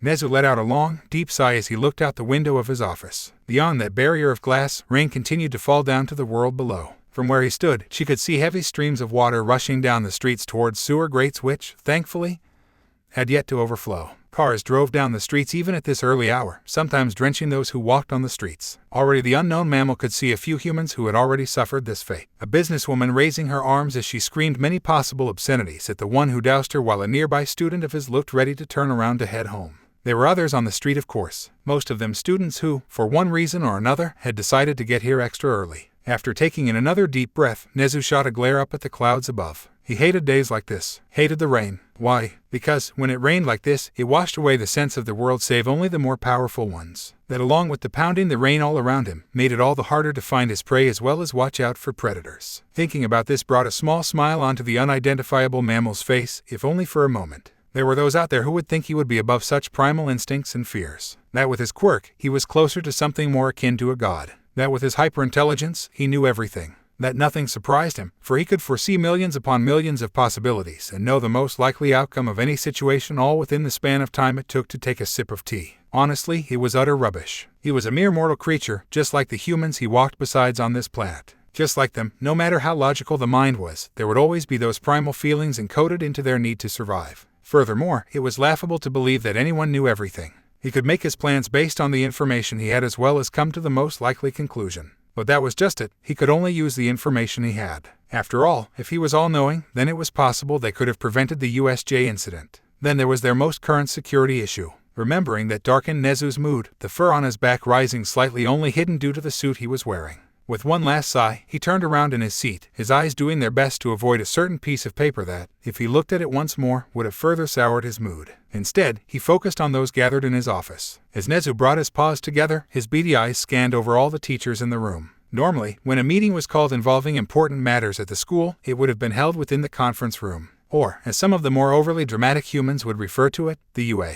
War room, though he supposed he could understand why they would refer to it as such. Not only was it used when a crisis had befallen the school, or when the teachers were preparing a surprise party, it was a completely isolated space. There were no windows, the single door needed several methods of authentication to enter, and it held a special EMP field that would render any bugs useless. Power Loader even installed a device so that anyone using a quirk to listen in would instead hear a lesson in physics. A lesson spoken in Spanish. While it was a more secure room, Nezu wanted to keep this security incident under wraps, especially after the USJ. Looking ahead, he was thankful that nobody was late, thus not souring his already poor mood further. Before him, his teachers sat at the twin couches placed on either side of a coffee table in front of his desk, while 2 additional comfy chairs were placed directly across from him. On the couch to his right sat Aizawa, arms folded and looking extra irritable. Next to him was Present Mike, who was talking to Midnight in low tones, which ended the moment they noticed that Nezu had given them his attention. On the couch to the left sat All Might in his skinny form as he pulled on the collar of his shirt. Not surprising, as he was seated next to Kan, the blood-themed hero shot a glare at the dark-haired man still wrapped in bandages. The final man on the couch was Power Loader, who was grumbling irritably as he went through files on a tablet the man held in his hands. Finally, there were the other 2 teachers. One of them was a man with fiery orange hair that had streaks of white mixed in.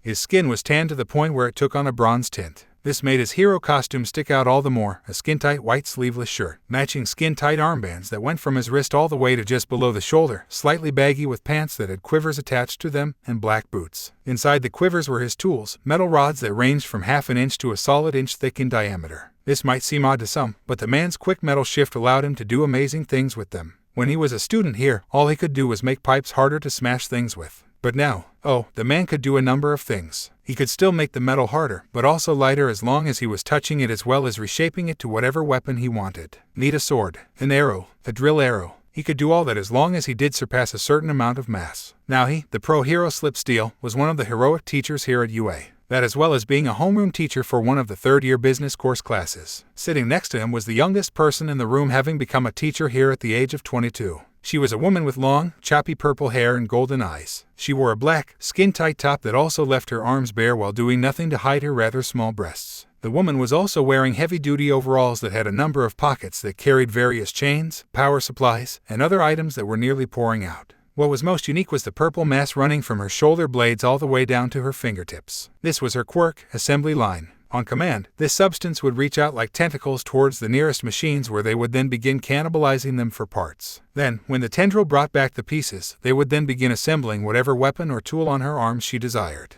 Provided, or course, as long as she understood the basics of such a tool worked. Nezu himself had seen her transform both her arms into a mix of jackhammer and laser drills to rescue those buried in the rubble of a collapsed mountainside. He has also heard how she had defeated a horde of robots, creating twin hyper chainsaws on her arms that sliced through steel the way a hot knife cuts through fudge. And if there was a part she needed that wasn't around, well, that was why she carried with her a little extra in her pockets. Given how she assimilated various machinery into herself, gaining the appearance of a cyborg, she had chosen the name Lady Borg, a name that Midnight grumbled about since it borrowed from an old sci-fi franchise. And it was why she was one of the teachers in the support department. She was also the homeroom teacher of one of those support courses. "Thank you all for meeting me here so early in the morning," began Nezu, his voice a forced chipper. "I believe we can all agree that yesterday was eventful. We have a lot to cover, so we'd better begin. Power Loader, would you like to start?" The hero in question jumped slightly when he was addressed, no doubt so preoccupied by what he was looking at that he was startled when brought back to the matter at hand. However, this was only for a moment, as Power Loader quickly rose to his feet and began to speak in a regretful tone. "Before we begin, I'd like to apologize for the misbehavior of my former student. I had placed a great deal of trust in him, and to see it broken in such a manner,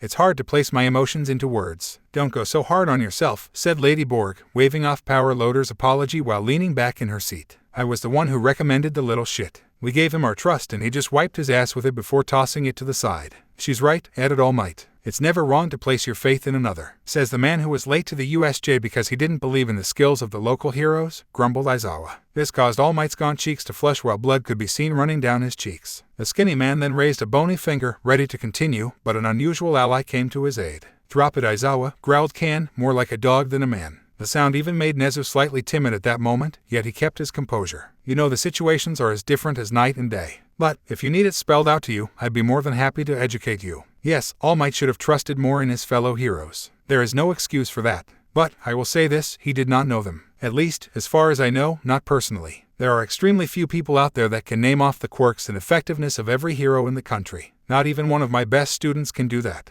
And since he was there, saw a crime in progress, didn't know if there were other heroes in the area or if they could handle the situation, he decided to proceed. Add in the fact that no one knew that the USJ would be attacked that day, his actions were nothing more than well-meaning irresponsibility. Aizawa let out a grunt at that, while All Might turned to look at his fellow teacher in red. The number 1 hero then gave Kan a thankful smile which was lost as Kan's eyes never left Aizawa. As for Sayatome, he was someone who his teachers had prolonged contact with, continued Kan, a student who had sat in their classrooms, turned in his assignments, did various tasks over his stay here at UA. Clearly he had done well enough to show he could be trusted with this task. Then, for whatever reason, he decided to betray that trust for his own personal benefit. Like how a certain first year betrayed the trust of his classmates, copying one of their quirks so he could spy on another. I hope that explanation can help you rationally deduce the difference between well-meaning mistakes and selfish decisions. At that, Aizawa's eyes flashed red from under the bandages while Kan's attention shifted towards Power Loader. Since this has never happened before, I say that while I appreciate the apology, it isn't needed. At least, not from you. Thank you, said Power Loader with a nod of his head. He then tapped a button on his tablet, causing 4 holographic screens to appear in the air, each one facing the teachers in a square pattern. On each screen were the profiles of 2 students. Now then, I'd like to make sure we are all on the same page. Last night, a group of students, composed of Hero Studies, consisting mostly of 1B students, along with General Studies students and 1 Business Studies student, discovered hidden cameras within the locker room. While some went to contact the teachers, the rest went to actively hunt down the perpetrators. They managed to succeed, even preventing them from leaving with their ill-gotten footage. All in all, not bad work. You must both be proud, commented Slipsteel as he leaned his head to his side, resting his face on his knuckles. Briefly, Kan's hardened face softened as a smile appeared on his face while All Might mirrored it. Nezu himself was also proud to see such young heroes taking the initiative when combating a villain within their midst. Yet, the small mammal didn't miss how Aizawa's eyes seemed to harden at that statement. Before you are the 2 boys they caught, continued Power Loader. Formerly of the support course is Kai Sayatome, 3rd-year student. Quirk, feather hair, a cosmetic mutation quirk that gave him feathers instead of hair. Interned at 2 well-respected support companies here in Japan as well as doing a work study at one of them during his last summer. Power Loader gestured to the other file on the holoscreen. Formerly of the business course, Akiro Fujita, also a 3rd-year student. Quirk, none. We allowed a quirkless student into the school, asked All Might with a raised eyebrow as he looked at the picture of Fujita. This was short-lived as, when he looked at the rest of the staff, he nearly did a double take. President Mike was staring at him, his shades almost falling off his face while his jaw dropped. Midnight was looking at him scandalized. Kan's gruff appearance had fully returned while Power Loader, despite still wearing his helmet, acted as though he had just witnessed him growing a second head without the appropriate quirk. Lady Borg was now eyeing him as though he were a stranger who had just walked into the meeting. As for Slipsteel, his entire body seemed to stiffen. Yes, said Slipsteel slowly. We allow anyone who can pass the entrance exam set by their prospective course to enter into the school. We do not discriminate based on their quirk status. Whoa, hold on, said All Might quickly as he raised his hand as if ready to shield himself. That's not what I meant. Really? Because it sounds to me like you have a problem with the quirkless, continued Slipsteel, his voice gaining an edge while his hands gripped at the sides of his chair. And I got a little girl back at home that was diagnosed as quirkless 3 years ago. So if you, gentlemen, I believe we should stay on topic, said Nezu gently, while giving All Might a disapproving look. Power Loader, would you please continue? Gladly, said the support teacher as he shot one more look at All Might, causing the shriveled man to sink into his seat. After both boys were detained, under the guidance of Principal Nezu, a full search began. We discovered additional cameras within nearly all of the bathrooms, aimed at the toilets. Thankfully, neither boy was able to get past the security system keeping them from the hero's locker room as well as the hero guest suites. We also searched Sayatome's dorm room which, thankfully, was devoid of any additional equipment. While this was going on, both myself and Nezu were going through the files on all computers belonging to both teens. That includes their personal computers which were brought here to UA. Thankfully, the Fujita family did not object once they learned of the seriousness of the situation and are cooperating with us fully. Thanks to a special program created by both myself and Nezu, we were able to locate all the files on Fujita's computers as well as the files he had hidden in the cloud. Do we know why they did this? Asked Ken. Power Loader slowly nodded his head before pressing a button on his tablet. At once the image on the holoscreen shifted, the image now only showing Sayatome. The teen sat there behind a desk, his head lowered and the feathers that made up his hair looked like a hand had been running through them for hours. I'm sorry, okay, I'm sorry. I was just desperate, whimpered Sayatome, his body shaking. None of my internships went well and my work studies were a joke. Every time I went to a support company they treated me like a janitor, cleaning up messes around the building. I didn't even get to do grunt work. I wasn't even deemed good enough to fetch coffee. And if I tried to bring up a suggestion on a project, they told me to shut up or else I wouldn't get any credit. I'm in my 3rd year and that's all I have to show for. I can't even start up my own little shop.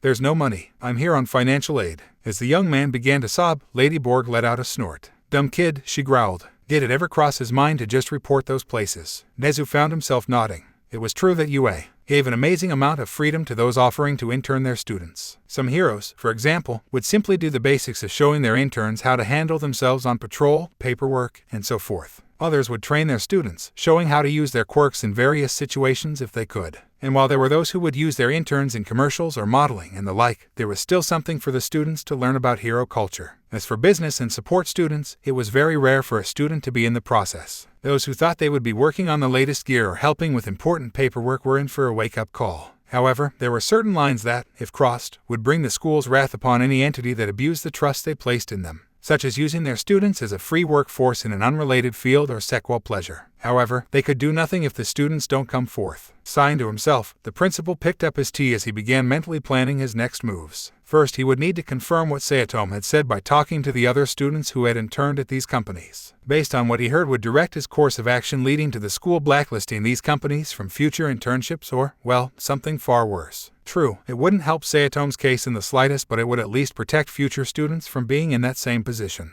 I don't know how, but Fujita seemed to know about my situation, continued the recording of Sayatomo. He told me that, if I was willing, he could help me jumpstart my own small company. I just needed to use the cameras to get some shots. Fujita, he had been on all these hero fan sites and others. Turns out that there were a lot of people out there who had favorites in the sports festivals, mostly the third years. So, Fujita began making this website to sell pictures and videos of all the hero students. Some were willing to pay a lot for their favorite rookie hero in the. As for the other years, well, if any of the first-year students caught anyone's attention, then we could sell them later. Look, I was afraid for my future, that the last 3 years of my life were going to be a waste. And he was standing there, showing me all the clients he already had lined up and how much they were willing to pay. So many zeros. At that, the image paused. So, it was all about greed, said Present Mike with a sneer. He then turned to look at Power Loader. Any chance that they were also selling other information, like to the League of Villains? That had crossed my mind, admitted Power Loader. Both teens claimed no. After checking their computers as well as the flash drives, the only thing I discovered were pictures of all our students and videos of them showering. All of their outgoing emails were checked too. I also took the liberty of checking on their bank accounts as well as looking for any hidden cash. So, as it stands now, it doesn't appear like they were selling information. Still, they could have hidden the cash somewhere else, said Aizawa. Then the man sighed. Though, if they had any information about the League, I'm pretty sure that they would have used it as a bargaining chip. It's the only thing they have that would be of any worth. What about the blackmail? Power Loader tapped away at his tablet again. A moment later, the image on the screen changed. Now Fujita sat behind the desk. Yet his reaction was vastly different from Sayatomo's. There was a look of utter indigence in his eyes. Hate seemed to burn through those orbs while the rest of his face showed nothing but contempt. You want to know why? Asked the teen in a mocking tone. The great UA needs me to fill in the blanks. Maybe if you and the rest of the world hadn't been turning a blind eye, then perhaps you could have figured it out. I'm nothing more than the token quirkless kid you let in through your pearly gates so that you can tell the world see. We're accepting. Fujita suddenly reached up to the neck of his shirt and, in a single motion, pulled it open. Not a single teacher, not even Aizawa, could hide their shock at what they saw. His chest was dotted with various marks, some looking very much like they were caused by cigarette burns. Others looked like burns caused from flames to boiling oil. Cuts and various other things could all be seen. Nezu felt certain that there were more. It's been like this my entire effing life, continued Fujita, his voice becoming hysterical. People have done this to me, treating me like I was subhuman, all because of an extra joint in my pinky toe. Yeah, that's it. And you know what? I thought it would end when I got here. Sure, the physical abuse stopped, but that's it. I'm always being looked down to. Always the butt of a joke. People acting like it's some miracle that I manage anything despite my handicap. Do you know how many times I was turned away from my internships? Last year, I took a half-day trip for my internship only to be told at the front desk that there had been a mistake. Bet that was a joke for them, or they finally looked at my quirk status. Didn't want the freak around polluting the area with its lesser-developed presence. So yeah, I planned on profiting off my classmates. Why not? There are so many heroes out there that are nothing more than attention-seeking whores that I doubt they would have minded the additional exposure. Heck, I even found some blackmail on people who won the genetic lottery and planned to use it. Because that's the only way I'll ever have power over them. I could make them sign a contract with me, or just extort them for money, and I would have savored every moment that they had to obey the one they deemed the genetic failure. Then, once I got enough money and power, I would make everyone who ever hurt me, look down at me, pay. At that point, the image paused, allowing all the teachers there to let this new information sink in. All Might, for his part, was staring up at Fujita like he was seeing a complex puzzle. It seems as though years of abuse warped this young man's sense of right and wrong, said Midnight after a while. She then turned to Slip Steel. Did you know about the internship incident? I did, replied Slip Steel. Fujita called me right as he was leaving the building.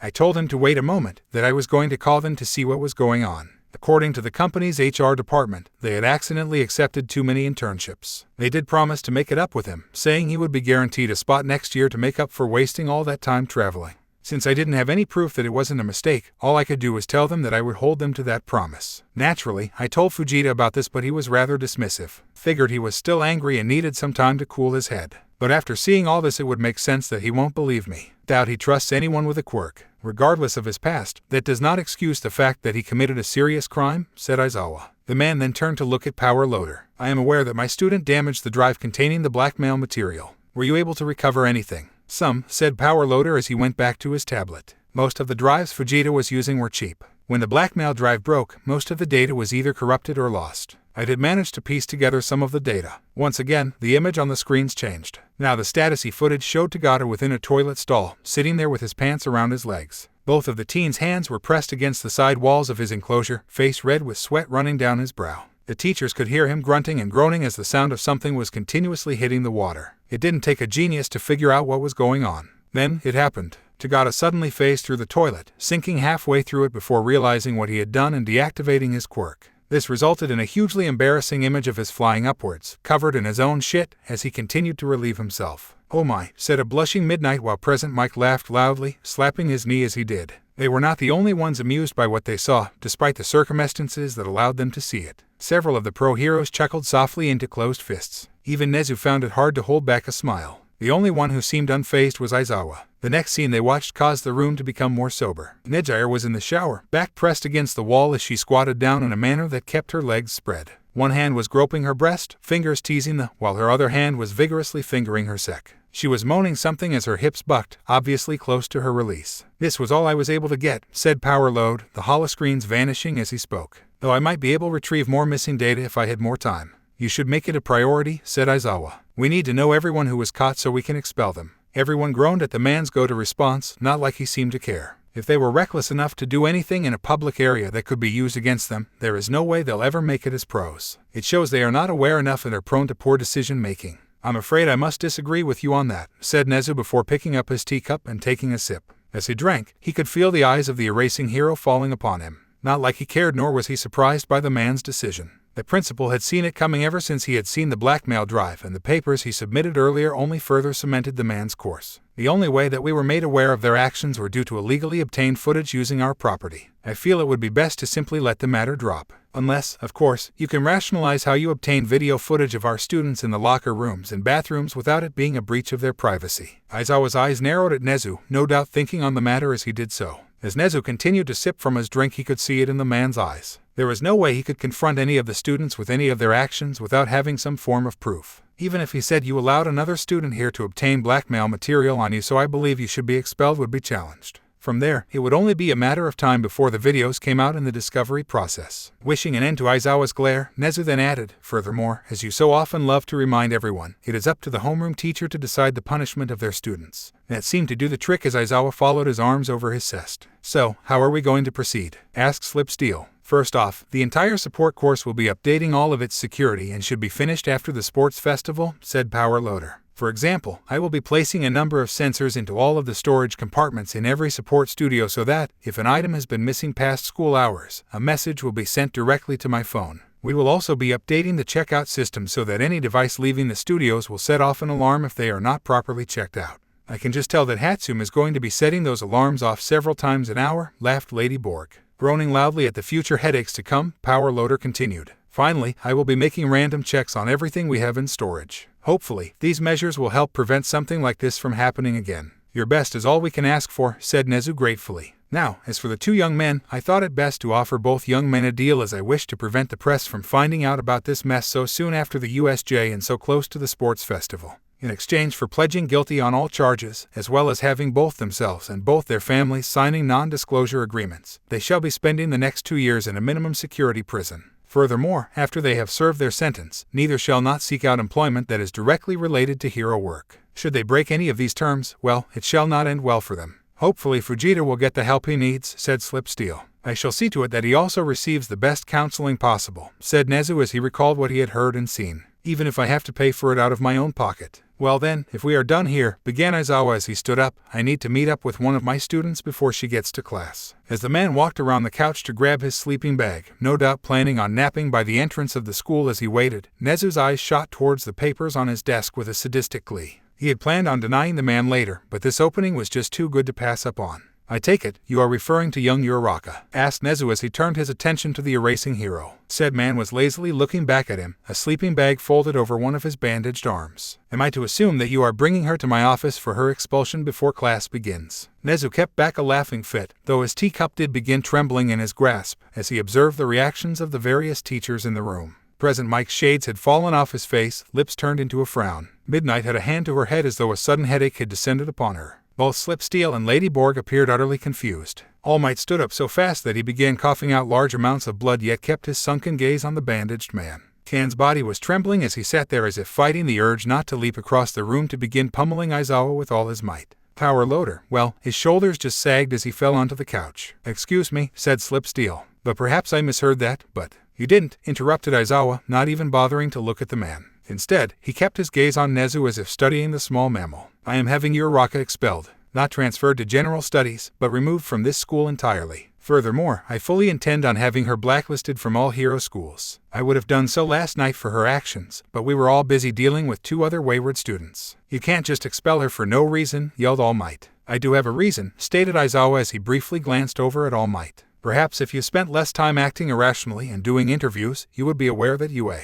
allows its teachers to conduct their class however they see fit. I make the rules and have the final say when removing one of my students. Nor do I need to explain myself to my fellow teachers, especially irresponsible ones who only began taking their job seriously after being threatened with termination. But you do need to explain yourself to me, said Nezu, again holding back a laugh as Aizawa turned to look at the unidentifiable mammal. The principal then placed a paw on the papers, his eyes never leaving the eyes belonging to the man in black. You are correct that you are allowed to set the rules for your class as well as being the one who has the final say in the student's punishment. However, there is a caveat to that which allows the principal to question if said actions by the teacher are necessary. Furthermore, the principal has the power to revoke certain teachers' privileges should he or she believe that the teacher in question is abusing their authority. To that, Aizawa narrowed his eyes. You have never questioned my reasoning to expel students in the past, he stated. That is because, for better or for worse, you had a rationale that I could follow. And that I trusted you, replied Nezu. He then paused, taking a sip of his tea to allow the weight of his words to sink in. Given how you have stood before my desk and defended other students from the threat of expulsion, I hope you can understand why I, even with my high-specs quirk, am having difficulty with your decision. So I would kindly like you to explain your reasoning to both myself as well as your fellow educators. I would greatly value their input on this matter. Aizawa stood there, his eyes locked on his boss for several long seconds. It was as if he was trying to will Nezu into dropping this, to just give in with the man's wishes. When that didn't work, he glanced around the room, though it was clear by the man's posture that it wasn't because he was nervous about what they would say. No, Aizawa held the air of a man fully confident in what he believed. It was more like he found it annoying that he would have to explain himself before a room that, in his mind, should already know what he knew. Yet, in the end, Nezu saw it in the man's eyes when he looked back. They were filled with a look of understanding and, having known Aizawa for as long, knew what he understood, that he was in a room with people he considered to have varying levels of irrationality. Finally, he set down his sleeping bag before turning to look at the teachers. While there are those of you who have decided to praise these students for their actions, I am not one of them, he said stiffly. Their first action should have been to leave the cameras where they were and then contact us. This was a situation that should have been handled by the teaching staff. Instead, they went off on their own like vigilantes of justice, thinking that they could have solved the crime on their own. I hate to break it to you, but they did manage to solve it on their own, interrupted All Might. Would you be so quick to come to their aid had their actions failed? Demanded Aizawa. Or worse, accused the wrong person, destroying their life while allowing the true culprit to escape. All Might's cheeks flushed, but he did not back down. We are not dealing with what-ifs here, the man stated. We are dealing with what actually happened. But, if that's the game you wish to play, then allow me to join in. What if during the course of the investigation, those 2 boys began covering their tracks? As you are so fond of reminding your students, rational heroes know that time is precious. While I am certain that we would have found them in the end, they could have hidden their ill-gotten gains before that point. Regardless, they should not have done what they did in the first place, said Aizawa firmly. I do not tolerate vigilantism, nor does it have any place within my class. Normally, I would have simply sent both Uraraka and Ishido, another one of my students who aided in this childish behavior, to general studies had it not been for what happened during their ill-thought-out escapade. Uraraka went to engage Fujita in order to prevent him from escaping. Her poorly thought-out strategy ended up damaging the blackmail drive to the point where we lost valuable evidence. This, I find to be the most serious grievance. Not only does this show a lack of rational thought on her part, but the loss of such valuable evidence is something that would bring a hero to stand before the Hero Safety Commission. As such, the seriousness of the situation needs to be relayed to the rest of my class. Furthermore, Uraraka has the least amount of potential within my class and has shown very little, if any, improvement since the start of the year. Thus, I have concluded that she is not taking her hero training seriously. Aizawa was cut off as Kan's open palm hand slammed into the coffee table in front of him with enough force that it shattered. Nezu didn't flinch as he watched thousands of bits of wood flying through the air, the legs of the table falling on the ground while the blood-themed hero kept his heated gaze on Aizawa. No, it was more than heated as Kan looked ready to explode. Veins could be seen pulsing around his temples and neck. Meanwhile, Aizawa merely turned to give his fellow teacher an impassive look. "I have heard just about enough of your garbage, Aizawa," roared Kan as he stood up with power loader looking ready to restrain the man if necessary. The same could also be said for All Might, who looked ready to buff up should the need call for it. "You allow students who make a conscious effort to antagonize my class, copy the quirks of their classmates to spy on a training group led by my class, and sexually harass their female classmates and shrug it all off. But this, you are going to kick out and blacklist a girl over something like this because you deem her to have no potential. Because you think she's not taking her hero training seriously. And you want to ruin her future all to teach the rest of your class a lesson." "Yes," said Aizawa. "It is the most rational course of action." Kan prepared to lunge at Aizawa only to be stopped as All Might quickly buffed up to restrain the man. Though Aizawa continuing to talk only made Kan angrier. "I am simply sacrificing the one who barely has any potential to be a hero to ensure the well-beings of those who do have the potential. Though, I will admit that most of them are also losing their potential with their antics." "Antics," said Slipsteel, his voice showing that his anger was barely under control right now. "Sexual harassment of one of the students in the business course is not something I would classify as antics. That is a career-ending move. In case your injuries have caused some sort of memory loss, I was there in the room when you defended that student. So you're telling me that the reason you were so lenient with him was because you thought his potential outweighs his personality. His habits, currently." "Yes," said Aizawa, causing Slipsteel to stand as well. "Uraraka got into UA. By the skin of her teeth, and during the assessment test she was at the bottom. Mine was just above her. Furthermore, willfully allowing evidence to be destroyed is also a serious matter that could end her hero career." "I have a question then," said Lady Borg. The young woman sat there calmly, seeming to be in control of her emotions as she looked over at Aizawa. When the man turned to look at her, she continued, "Did she damage the drive knowingly or was it an accident?" "I do not see how that is relevant," stated Aizawa, his words causing Kan's struggles to start up anew. "Oh, but it is," replied Lady Borg, her voice still carrying a degree of calm. Though, from where Nezu stood, it was the type of calm before the storm. And this storm was being directed right at Aizawa. If the brat had damaged the drive through malicious intent, then yes, I'd agree with you that we should kick her ass to the curb. Seriously, who would ever trust a hero who destroys evidence just because it was embarrassing to them or they had some connection to? But accidents do happen. Property damage is something that is expected when dealing with villains. We can try our best to minimize the damage, but most times we certainly can't prevent it. The same goes for preventing damage to evidence, especially if we don't know that the villain is carrying it. That is why the Safety Commission investigates such incidents." She then paused, looking Aizawa up and down. "Tell me, have you brought this up with your class yet?" "Rational students would have known better before now," stated Aizawa flatly, his words angering Kan to the point where he nearly slipped out of All Might's hold. "I plan on giving them this lesson after informing them of why Uraraka is no longer among them. Though, to keep the matter quiet, I wasn't going to go into specifics." A disapproving noise escaped Lady Borg's throat before she turned to look at the now muscular hero. "All Might, have you brought this up in your classes?" "Sort of," replied the number one hero. "Most of my classes thus far have focused on combat, trying to reach the objective within a certain amount of time. However, these objectives have ranged from warheads to preventing files from being stolen. Nothing as fragile as what happened last night. I had planned on doing something like that later in the year, after they had gotten more used to fighting with their quirks. So it's something that Uraraka hasn't learned yet," said Midnight before turning to look at Aizawa. "Honestly, I think you are blowing this way out of proportion. It was an accident. Plus, we were able to get at least some of the files on the drive and there was plenty of additional evidence. And furthermore, stop acting like she's not doing everything in her power to get better," yelled Kan. "You keep going on about her faults, but what have you done to help correct her issues?" "How she improves is not my concern," stated Aizawa coldly as lightning struck outside, the thunder and flash of light seeming almost perfectly timed. "Unlike you, I don't hold my students' hands like they're children. I expect them to figure things out on their own. If they are unwilling to put in the extra work to do something as simple as that, then they don't belong here. Besides, it's that oaf's job to teach them as well." "Well then, guess you were too busy napping to know that she has been trying," yelled Kan, spit flying through the air. "She went to everyone in your class asking for help.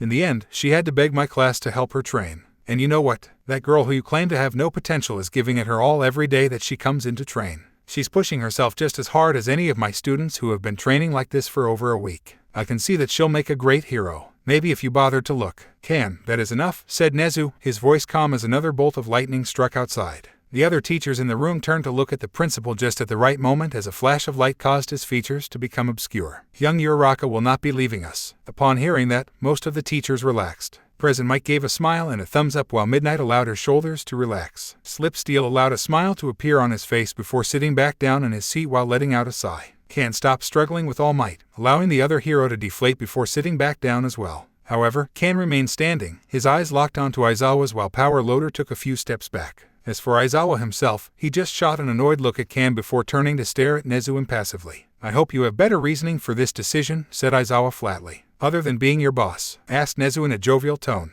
Then yes, I have 4. Number 1 was already touched upon by your fellow teachers, which calls your judgment into question. You have allowed far worse to occur in your class without the threat of expulsion. Let us take young Monoma's behavior from last night. Not only did he copy the quirk of a fellow classmate, which based on his own statements acquired it without consent, but he used this quirk outside of class in order to spy on 1B. When the copy wore off, he stood there exposing himself to a large group of students. Aizawa, you defended all of this saying it was a rational application of quirks to gain information on his opponents. Rational my ass, roared Can as he looked over at Aizawa with heat in his eyes. I'm all up for class rivalry since they can help push our students. But I draw the line when they begin breaking school rules. You can't just claim that breaking the rules one moment is rational and then going overboard when enforcing them the next over a mistake. I stand by my decisions, was all Aizawa said. Reason number 2, continued Nezu, has to do with the USJ incident. Rumors are already spreading around the school about there being a spy amongst us, perhaps even a student. If young Uraraka were to suddenly be expelled over an incident we are keeping quiet on while also upping security for the sports festival, it might lead many to believe that she was the spy. Or, at the very least, we suspected her. I fail to see how such irrational beliefs matter, stated Aizawa, his voice flat and unemotional.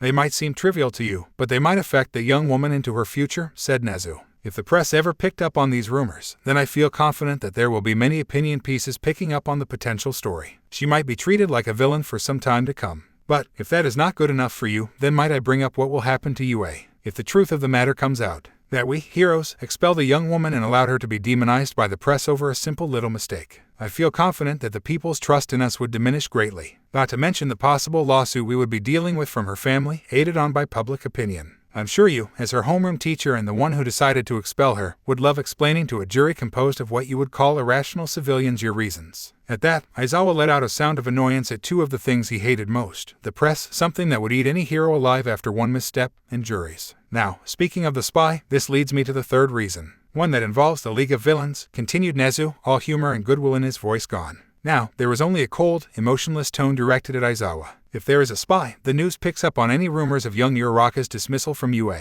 Or just word of mouth, I am sure that the League will hear about it in due time. This can go either one of 2 ways. The first is that they seek revenge for their failure at the USJ, killing a former student who will no longer be under our protection and was there during the attack. This is extremely likely, given the childish nature of the leader of the attack. However, if there really is another person behind the scenes, then there is a chance that young Uraraka will be approached by them asking either to join or to sell information in the event there isn't a spy. Why, any additional information that she could provide even if there is a spy would help them in the future. And if she refuses, then we go back to their first option. So, expelling her brings forth the possibility of her death or turning her into a potential enemy. Nezu kept his eyes on Aizawa, seeing the man's body stiffen before his eyes looked away. No doubt remembering how the leader of the attack, the man with severed hands adorning his body, had acted. The childish way he had bragged about the Namu, treating it like a rabid-attacked dog. The way he had thrown a fit when everything wasn't going his way. How he then gave up, ready to go home and sulked though not before killing a few students just to make All Might hurt a little. Yes, he was the type of person who held a grudge and would kill their students if given the chance. And if Uraraka did leave UA,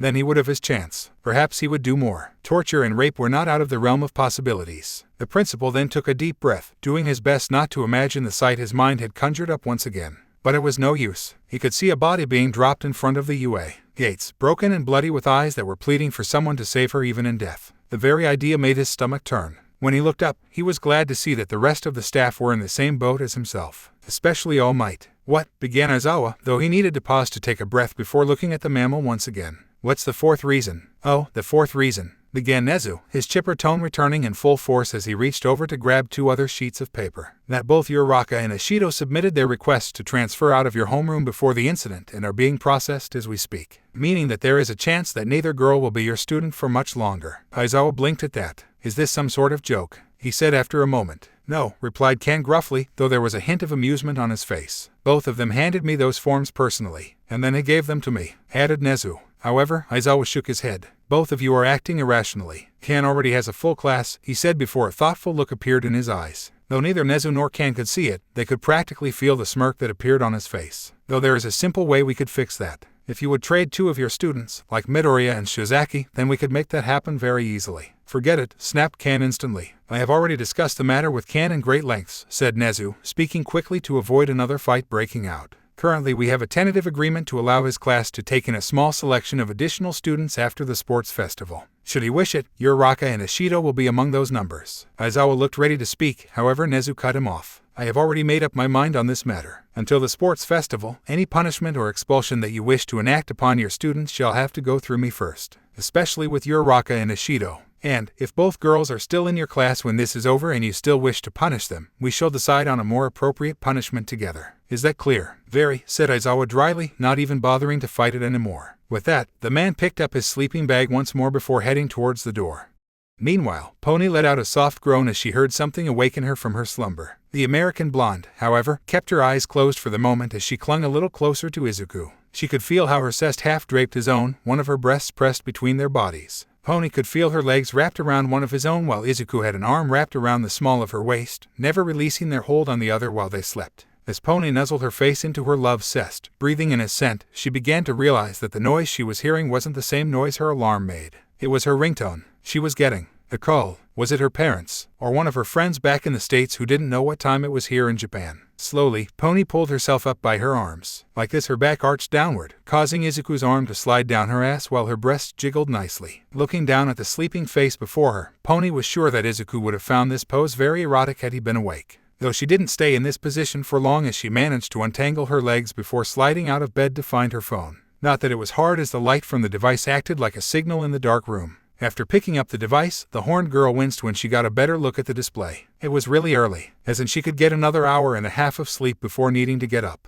A real perk of living here at school. Seeing this, Pony was ready to just set her phone on a nightstand or drop it on the floor and just let the call go to voicemail while she crawled back into bed. And, if she couldn't fall back asleep, then maybe she could try waking Izuku up like they did in some of those more erotic mangas she had read. That was until she noticed the name of the caller displayed on the screen. Now somewhat more awake, Pony backed up until she fell into a sitting position on the bed. As her finger ran over the accept icon, she felt Izuku stirring behind her. Hello, began Pony with a yawn, really hoping that this was just an accidentally call. That her friend had accidentally, through sleepy eyes, tried to hit the snooze button or wanted to give herself 5 more minutes of sleep but instead went through her contacts and called her. Morning, Pony, said Setsuna, trying to sound cheerful, but you could easily pick out the misery in her voice. Sorry if I woke you. It's fine, replied Pony as she laid back on the bed, getting comfortable next to Izuku. Speaking of the green-haired teen, it was clear that he was awake as well as he moved closer to press his side against her. She could feel his morning wood pressing against her side as well while an arm draped itself along her stomach, his lips pressing into her shoulder in a silent kiss. So, what's up?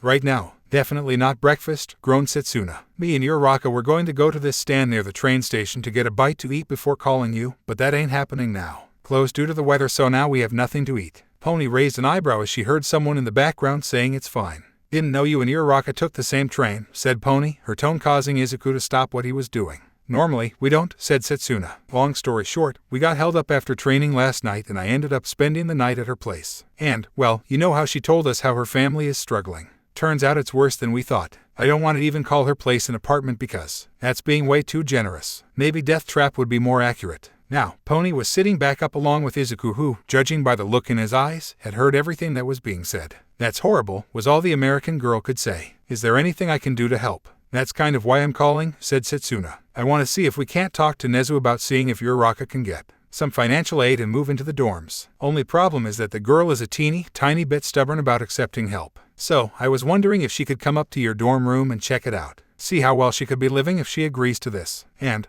maybe letting her stay with you for a little bit. Like an extended sleepover. Of course, said Pony as she turned to look at Izuku, who nodded. She was well aware of what she would be giving up by agreeing to this, that she could no longer sleep in the same bed with Izuku as long as Uraraka was with her, not if they wanted to keep their nightly meetings a secret. But while Pony would miss waking up besides her Izuku, it was a small price to pay for helping out someone in need. Besides, she could spend time with Izuku before bed, and it was clear that Izuku felt the same way. Great, cheered Setsuna, the splashing in the background telling her that Takage had jumped with excitement and landed in a puddle. We'll be on campus in a few minutes. Can you meet us at the entrance of the dorms? Just in case little Miss Anti-Gravity here decides to chicken out at the last minute. Not a problem, said Pony, ending the call right as she heard Uraraka whining. Once she set the phone down, the two teens quickly began to get dressed. Thankfully, Pony had brought over a pair of sweatpants and an old shirt, something she could wear when she wanted it to look like she had gotten dressed in a hurry, though she did have to watch herself while getting dressed. The last thing they needed was for Izuku to get aroused watching her shimmying into her sweats and, well, you know. Thankfully, that didn't happen as Izuku was in hero mode as he got dressed into his school uniform, all while muttering various things he could do to help. Once dressed, Pony gave her boyfriend a quick peck on the lips before heading out. After riding the elevator down, she moved down the main floor hallway to find Setsuna and Uraraka waiting on the other side of the locked door. Both were dressed in their uniforms, though both were clearly drenched due to the rain, though Uraraka was holding a large, black trash bag in her hands. After opening the doors for them, the three girls got into the elevator with only a minimal amount of struggling from Uraraka. Struggling that ended when Pony activated her quirk, her horns flying around to take hold of the girl's sides before lifting her into the air. When they reached the correct floor, the doors opened to reveal Izuku standing there looking as though he was about to head down. After another quick peck on the lips, Pony released Uraraka from her horn's grasp before taking the girl by the hand and dragging her towards her room. Are you ready? Asked Pony when they reached her door, turning to smile at Uraraka as her hand reached out to touch the doorknob. I guess, replied Uraraka, glancing around as if she were considering making a break for it. Not that Pony thought she would, seeing as Takage and Izuku were still down the hall near the elevators and she had no idea what was down the opposite hallway. Also, Pony could remote control her horns to just pick the girl back up before bringing her back. Let's see, what is this, a freaking luxury apartment? Pony winced a little at the girl's outcry, though she did find the girl's other reactions to be both sad and amusing. Uraraka shambled into the room, her mouth agape as she looked at everything in wonder. When she saw the containers of apples, she actually inched her way over to them before nervously giving them a poke, as if she thought the act would cause them to pop. The brown-haired girl then looked at Pony, silently asking permission to have one. Go ahead, said Pony as she closed the door. They're meant to be eaten after all. Plus, they're fresh. I got them. Yes, the American girl cut herself off as she watched Uraraka grab a Honeycrisp in one hand while taking hold of a Granny Smith in the other. The moment the girl opened her mouth, Pony could see drool escaping while a look of savage hunger filled the other's eyes. Then, she began to eat. The girl just took a big bite out of one of the apples, tears filling her eyes as she quickly chewed.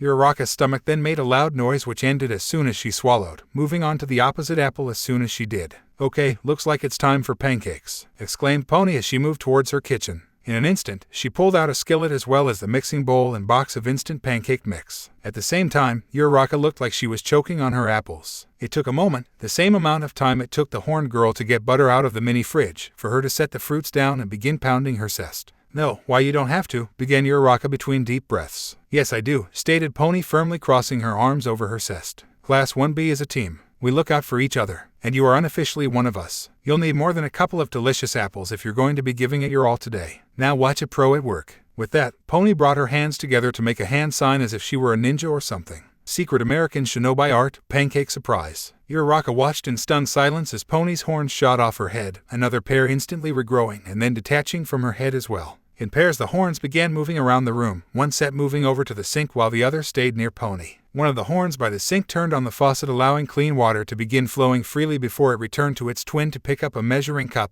one horn holding it by lifting up the handle while the other was placed beneath it. Pony watched, waiting for it to fill up to a certain point before the horns pulled it away. As the blonde turned, the other horns began to fill the mixing bowl with pancake mix. After water was added into the bowl, two of the horns dipped into the mix where they then began to spin around at amazing speeds that surprised Uraraka. Is this really some sort of American shinobi art? Asked Uraraka in amazement. Nah, I just said that to add a little flair, replied Pony with a giggle. By this time, the horns that had been doing the mixing had finished their job while the dry set picked up the bowl by its sides and brought it to the skillet. How did you get so good? Asked Uraraka as she watched Pony as she began to pour the mix onto the hot surface of the skillet.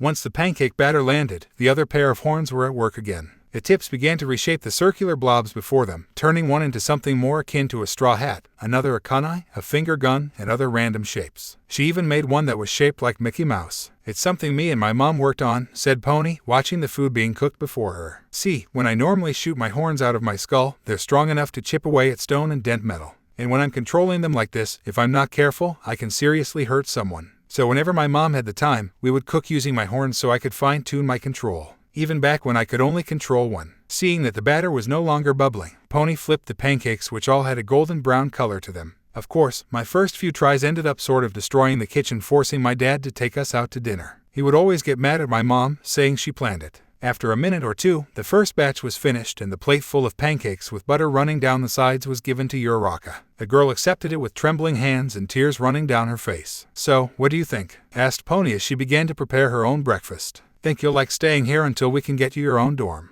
"It's like a dream," said Uraraka, picking up her fork and then cramming one of the smaller pancakes into her mouth. The brown-haired girl then threw back her head, moaning as she allowed the sweat taste to fill her taste buds as her tears continued to flow. "But, after seeing all this, I think it'll hurt more if the principal says no. That I don't qualify. That I can't room up with you. Plus, I don't think that that I don't." "Hey, it'll be okay," said Pony as she reached over the counter to place a hand on Uraraka's shoulder. "If you can't get your own place, then you can stay here with me. And if they say you can't, you'll still be staying here. Because friends are supposed to help their friends out, especially if they are heroes in training." Meanwhile, and that's what happened last night, finished Setsuna. Both she and Izuku were standing out in the hallway, the lizard-loving girl giving her class's vice rep a full rundown on the events of the night before, starting with the camera to the takedown of the culprits, followed by Uraraka agreeing to go on a date with Takich and finishing up with her finding out about the one girl's living condition. To say that Izuku was internally screaming as he heard all this would be an understatement. When the story first began, his thoughts instantly traveled to his and Pony's shower escapade.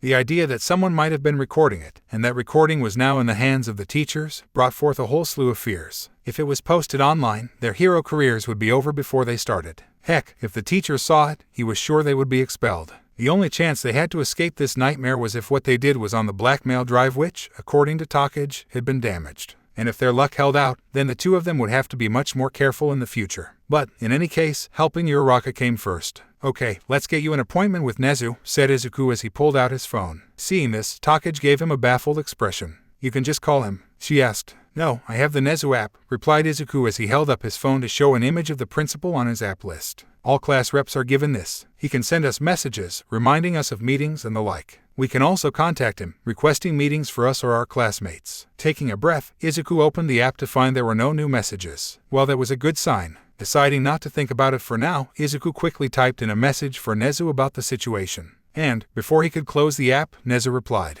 Uraraka would be seeing the principal during lunch this afternoon. Aizawa grumbled to himself as he walked down the hallway towards his classroom, sleeping bag tucked under one of his arms. Normally when he did so his steps were silent so that no one, neither student nor hero, would detect his approach. But now, his steps echoed through the hallway while carrying a sense of foreboding to anyone who heard them. Perhaps this was aided by the stillness of the hallway, the noise piercing it in the same manner as a horror movie slasher's weapon. The meeting in Nezu's office had officially wrapped up just a few minutes ago, and the man couldn't have gotten out of that room faster even if he had tried, as he felt it had been an utter disaster. He had vastly disagreed with a majority of the things said, even the parts he had kept quiet about. Had it been up to him, those two former students would spend the rest of their lives locked in a cell in the deepest part of Tartarus for doing what they had done so soon after the security breach at the USJ, especially for such a pathetic and irrational reasons. As for the blackmail drive, well, he wished he had pushed more into getting it examined. It was the most rational course of action along with expelling all of the students they caught. Any hero who allowed themselves to have something hanging over their head was a liability at best. He had seen it before, heroes looking the other way, allowing a criminal to get away with their crime all because they had proof the hero was cheating or had a gambling addiction. All it would take was the right scandal and their career was over in the blink of an eye. Unless, of course, the hero did what the villain wanted. So why not save themselves the trouble and remove as much of the wasted potential right under their roof? Then there was Uraraka and Ishido. Sighing, Aizawa shook his head to dismiss the thoughts. While he still wanted to expel Uraraka and send Ishido packing to general studies, perhaps their continued presence within his class would prove more effective for his ultimate lesson. The same lesson he had mentioned to Kan not more than a few weeks ago when he had to haul his two troublemakers out of the lunchroom.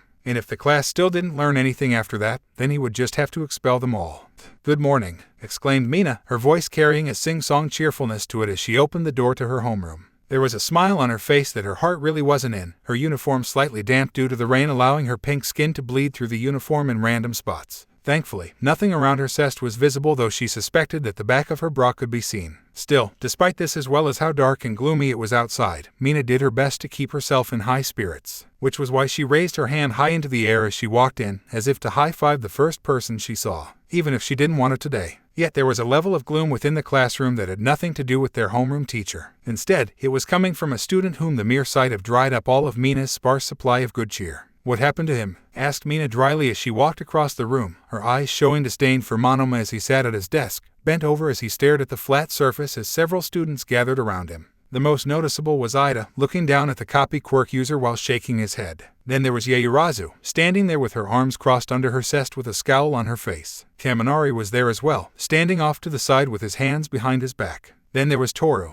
Judging by the way the invisible girl's clothing was moving, Mina guessed that she was rubbing the blonde braggart's back. Seeing this caused Mina to briefly narrow her eyes before letting it pass. Kaminari was the first to register the acid quirk user's approach, twisting his upper body to look at her. "Hey Ishido," he said before gesturing to the depressed blonde with his elbows. "Monoma here is depressed like all hell. Dude got in serious trouble last night." "Oh did he?" asked Mina, doing her best not to purr as she spoke. "Yeah," said Toru, her voice indicating that she felt sorry for Monoma. At once, Mina's head snapped to look at the floating clothing with shock in her eyes as her friend continued to speak. "He almost got suspended for improper quirk use, spying on another class, and exposing himself in front of other students. According to Monoma, Principal Nezu said he should be grateful that he wasn't being expelled for all that, considering what happened with the lunchroom incident. It would have gone from today all the way until the end of the sports festival." "Yeah, but thankfully, Aizawa managed to talk him out of it," said Kaminari, a grin appearing on his face. "Instead, his parents are coming over to talk to both Aizawa and Nezu tonight to discuss his behavior, and that he has to clean up the stadium every day during the festival." Mina's yellow eyes then shifted back toward the hunched-over figure before her, clear disdain present in them. "And did he tell you how he did all that?" she asked in annoyance. Despite everything that had happened the night before, she couldn't forget about Monoma's brief intrusion. The way he was watching them, using his quirk so that no one could see him. Just like the cameras they found in the locker room afterwards. Just thinking about it caused a surge of disgust to race through her body. Yeah, he should be counting his lucky stars that he wasn't kicked out of the hero program on the spot or flat out expelled. But to escape suspension again, Aizawa must be going all out to protect them, putting in far more energy into that than he did in class. "Yeah," said Toru, her tone dripping with awkwardness while at the same time snapping Mina out of her thoughts. "He, used my quirk to, sort of spy on." "There was no sort of about it," interrupted Mina loudly. She could tell Toru had flinched, but at this moment Mina was seeing nothing but red right now. In fact, she barely noticed that the rest of the class had moved their attention over to her. But she didn't care as she pointed a finger at Monoma. "He did it. This little creep walked all the way into the gym and began to spy on all the people in the training class. And using your quirk to do it." "Ishido please," grumbled Aida. "Monoma has embarrassed our class enough. We don't need you causing a scene." "Oh," whispered Kaminari, wincing at the look of fury in Ishido's eyes before backing away. "Oh, Aida, no man, just no, causing a scene," seethed Mina, her words dripping with anger as she rounded on Aida. "Embarrassed our class? Is that all you care about? Not the fact that people who were just going about their day had their privacy violated? That a member of our class acting like a villain is just an embarrassment to you? Do you even know what else happened last night after we caught him?" "No," said Yaoyorozu quickly, elbowing Aida quickly when it looked like he was about to talk. Most likely to shut him up before he could make the situation worse. "Did something else. She's just mad that I might have ruined everything for her," said Monoma finally, turning to look at Mina for the first time. His voice now held some of his normal smug tone, as if he were looking down at her even as he sat there in his seat. This wouldn't have been necessary if you and Uraraka were more forthcoming with sharing the wealth. But I suppose that it is every man for themselves." As Mina narrowed her eyes at Monoma, wondering where he was going with all of this, Ajiro spoke up. "What are you talking about?" he asked. In an instant, Monoma sprung up from his seat as if there had been a spring there. With a flourish, he spread his arms out wide like a showman before spinning around to face the class whose attention was now solely on him. "What I mean is that Ishido and Uraraka have been sitting on a wellspring of information," he said. "Both of them have been attending 1B's little group in its delusional attempt to catch up with the superior members of Class 1A. Meaning these two now know all of the potential quirks that will be used against us." "Whoa, really?" asked Kaminari as he turned to look at Ishido. There was a large, expecting grin on his face that Mina really didn't like. What's more, she could see that the rest of the class was now giving her their undivided attention save for three, Todoroki, Tsu, and Bakugo. Todoroki was just seated at his desk, head resting on a propped-up open palms with his eyes glued to the pages of the open book laid before him. Meanwhile, Tsu was still at her seat watching everything going on with an unreadable expression on her face, like she was just watching things play out. As for Bakugo, he was in his usual position, feet on his desk while leaning back like he was trying to get some sleep before the beginning of class. But the rest, they just stared at Mina. Even Yaoyorozu looked at her with a hungry expression at the information the pink-skinned girl could provide. "Well, come on," said Shiro as he approached the pink-skinned girl. "Don't hog all the good stuff." "Yes, Ashido, why don't you share with us?" said Monoma, a sly smile on his face as he looked at her. Seeing this caused Mina's eyes to harden as she realized what the creep was doing. She was almost positive that he had wanted to collect as much information he could on the other classes for his, and only his, benefit. But seeing as that plan had failed, he was trying a new tactic. Monoma was now putting her on the spot, getting the class to exude pressure onto her so that she would tell them everything. Not only getting revenge, but possibly getting some small measure of revenge. And it was sad that part of the plan was working as so many of her classmates were waiting with bated breath to hear what she had to say. All with so little resistance. "No," she said flatly. "What?" cried Kirishima. "Come on, Ashido, I thought we were buddies." "Yeah, come on and help us out," added Gyro. "I'd like to think we're friends," said Mina, her tone making several of her classmates flinch. "Both me and Uraraka made a promise to everyone there that we wouldn't talk about quirks. We don't tell you about their quirks and they won't pester us to learn what all of you can do. That was the sole condition that we agreed to in order to join them. So, if we are really friends." "Yeah, but they won't know," said Shiro as he moved next to Mina, wrapping an arm around her shoulder while giving her a smile she didn't trust. At the same time, for a brief moment, she noticed Monoma moving towards Aida. "Come on, it'll be our little secret." "Yeah, Mina," exclaimed Toru, her voice causing the acid user's heart to sink while the floating clothing began waving its arms around. At the same time, several others began to crowd around her. Perhaps, while she couldn't see it, surrounding her completely. Even, much to her disappointment, Kirishima. "But I would know," Mina snapped, body tensing in case the worst happened. "As far as I know, the only quirks from our class that they know about are from the recommendation exam along with myself, Uraraka, and Mindus. So if you want to know anything about them, how about you ask Todoroki or Yaoyorozu?" Feeling that was a good enough compromise. After all, that was how 1B got their info. Mina watched as the gazes of most of the class shifted towards the two recommendation students. "I wasn't paying attention to anyone else there," said Todoroki coldly, his answer not really surprising as he was one of the students who was most isolated from the rest of the class. Slowly, everyone turned to look at the black-haired rich girl who seemed taken aback by the sudden attention she was getting.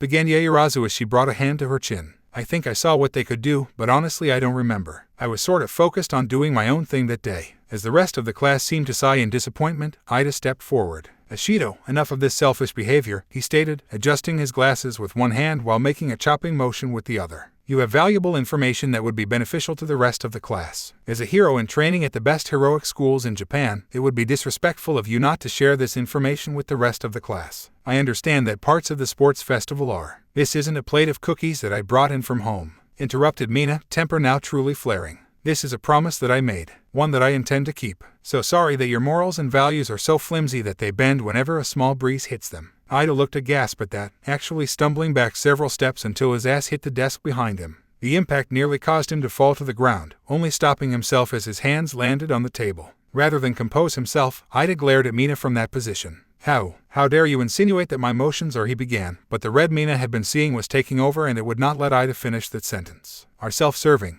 Just like the rest of you," she snarled, glaring at everyone around her and watching as they all jumped back a bit. "You are all asking me to go back on my word, betraying people who have been nothing but good to me. Like my integrity doesn't even matter to any of you. Yeah, I might like gossiping, but when someone tells me to my face not to say something, I keep that because I would hope if the situation was reversed they would do the same for me. And if I can't be trusted to keep a promise for something like this, then how can I be trusted to save lives when it matters? But, do you know what really is pissing me off right now? Do you? Do any of you? It's about how all of you treated Uraraka. She came to all of you, begging for help. And each and every one of you said no. It was everyone for themselves, because helping her didn't benefit any of you. But now, when there's something to gain, you pull this, saying I am obligated to help you out with what I know. I'm sorry, but you don't get to pick and choose when we're a class. At least, not like this." With her cheeks now burning red, Mina looked around to see that a few of her classmates looked more than a little ashamed of themselves. Kirishima was looking away, scratching the back of his head as he backed off. The same went for Gyro, who seemed more than a little uncomfortable right now. But the rest, while unable to meet her gaze, stood their ground.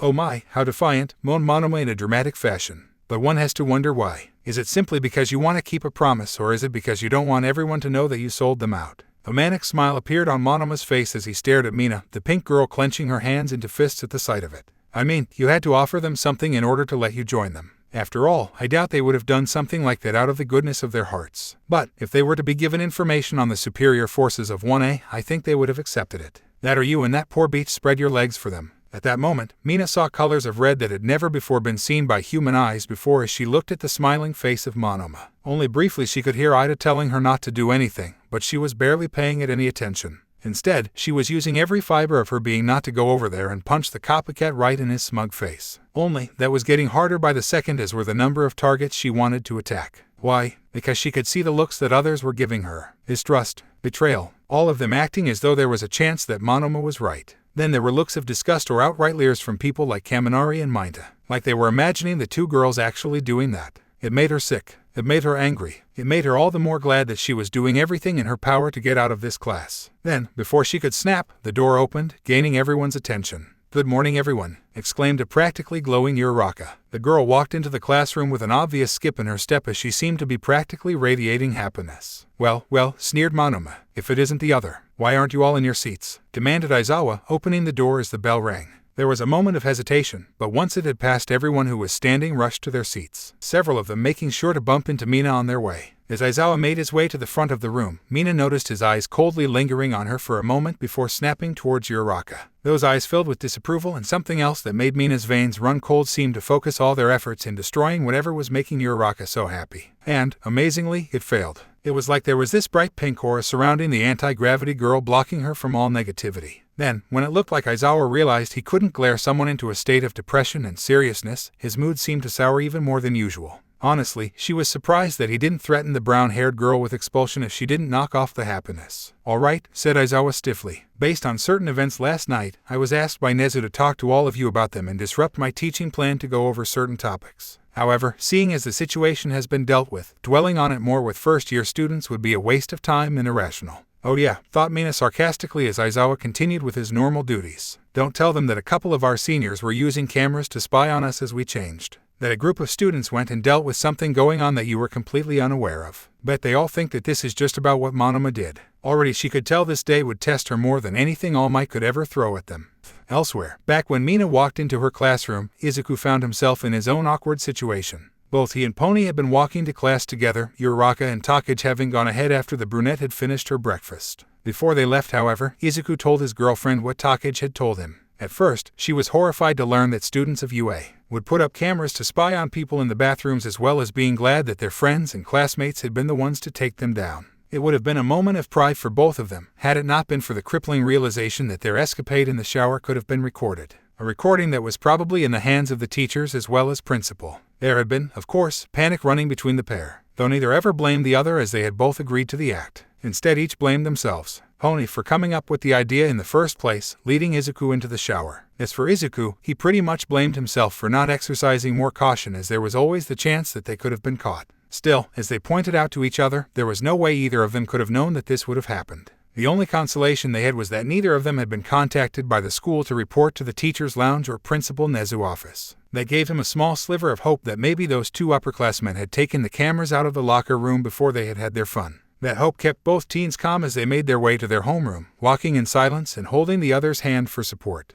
Yet, when the two reached their classroom, they found Kan waiting by the door. The man stood there, arms crossed over his chest as he gave polite yet quick greetings to the students who passed him. And once the man looked over in their direction, both Izuku's and Pony's hearts sank. The reason for this was all in the man's expression, which became hardened and neutral as he pushed himself off the wall to approach the two. "Can I speak with you both for a moment?" he asked, his voice a little gruffer than normal. He then gestured to a nearby hallway that looked somewhat deserted, away from prying ears. Both teens could do nothing but nod, their voices lost to them while all color left their skin. Slowly, as if in a robotic daze, they followed the taller man as they knew within their souls that this was it. Almost as one, the young couple tightened their hold with each other. Whatever happened to them, they would face it together. Finally, once they were far enough down the hallway with no one else around, Kan spoke. "I wanted to speak with you both about what happened last night," he began. "We already know," said Pony, almost breaking out in a mixture of Japanese and English as she spoke. Her words caused Kan's eyebrows to raise in obvious surprise. "You do?" he asked. Izuku nodded. "We spoke to Takage before we left the dorms," explained the bone quirk user. "She filled us in on what happened." At that, Kan let out a sigh before his body visibly relaxed. "Oh, thank God," he exclaimed.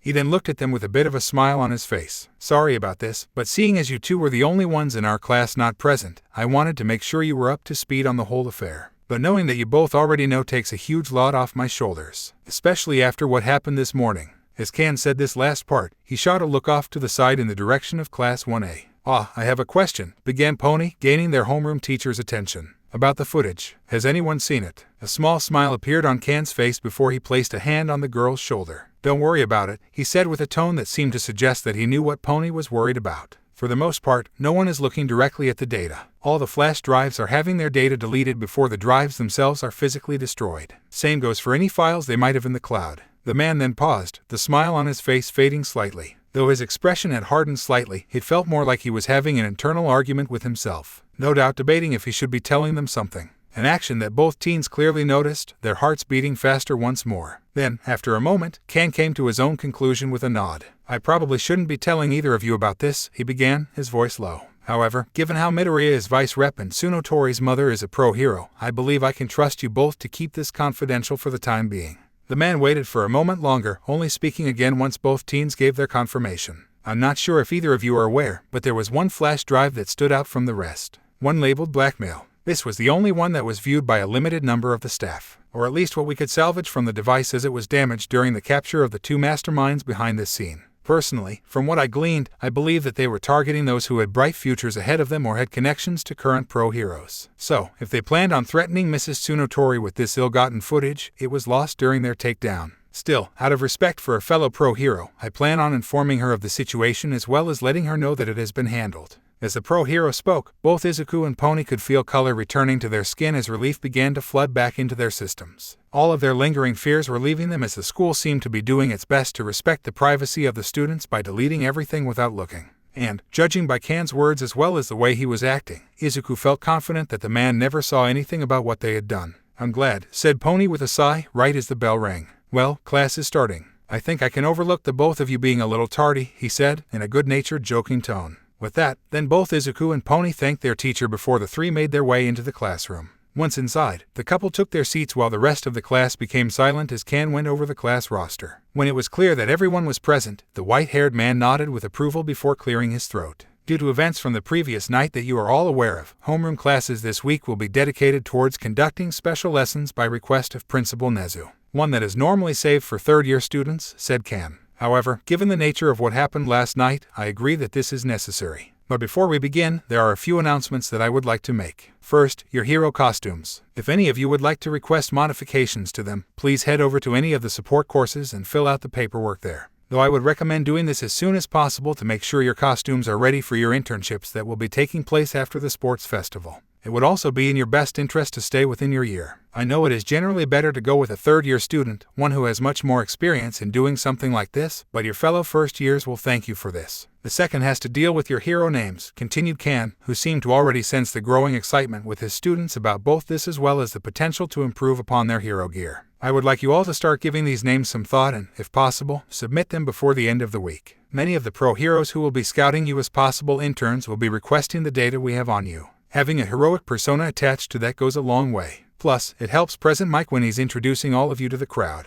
Remember, this will be the first time you will be introduced to the public. So make the most of it and lead with a good first impression. But, if you need more time, the final deadline will be when we come back from break after the sports festival." By this point, Izuku as well as the rest of the class seemed to be abuzz with excitement. Hero names and costume upgrades. Glancing over to his side, he looked over at Pony with a wide and excited smile on his face. One that Pony returned. No doubt the two of them would be brainstorming all their various ideas tonight. Heck, maybe during tonight's training they could all start a brainstorming session to help those who needed some advice, or at least have the idea on the table. Another option would be for Izuku to tell everyone if they needed help and wanted it to be kept confidential they could email him. He was, after all, known to be the biggest hero nerd in the class. After a moment Can's face, which until this point had a pleasant expression on, became more serious as he cleared his throat. Seeing this shift, the class became silent with most of them pulling out a notebook while waiting for him to continue. "Now that the announcements are out of the way, we must begin the lesson," said Can in a grave tone. "For the rest of the week, we will be focusing on elements of heroics that are darker in nature. These will range from invasion of your personal living space to quirks being used on not just yourself but civilians as well. How you handle these situations can mean the difference in how your career progresses. To start off with, who here knows what a non-public discussion quirk is?" As soon as the class heard that, many faces began turning red. More than a few shifted uncomfortably in their seats while averting their gazes. It was like a certain aura of discomfort had descended down upon them. Finally, Shizaki raised her hand. "A non-public discussion quirk is a term usually used to describe quirks of a sexual nature," said the vine-haired girl, her face glowing bright red from embarrassment from just that. Correct, replied Ken. This designation was created with public decency in mind. Thankfully, quirks of this nature are few, so much so that there is a large chunk of the population that believes that they don't exist outside of porn. However, you should all be aware that they are real, and can cause more trouble than most other quirks out there. I find that hard to believe, Tetsu said with a huff, arms crossing over his chest as he spoke. How can a quirk that gives you an extendable penis or something like that cause more damage than being burned by a guy with a fire quirk? Or some chick who can turn her nails into steel daggers? Ken let out a small hum as he began to walk across the room towards Tetsu's desk, his steps slow and precise. Oh, is that what you think? Began Ken. Then imagine this. Say there is a woman at a club. She's young, maybe early to late 20s, and alone looking to have a good time. After a while she is approached by a random stranger. They talk, have a few drinks and laugh. All seems well, until she turns her back to him for whatever reason, and the man uses this moment to stick his finger in his mouth before tracing the rim of her glass with his saliva. He then watches her take another drink with rapt attention, noticing as her eyes seem to glaze over with. What's more, her clothing is getting uncomfortable and it feels like the temperature of the club just shot up several dozen degrees. Later she wakes up in the man's bed as the latest conquest of his sexual crusade.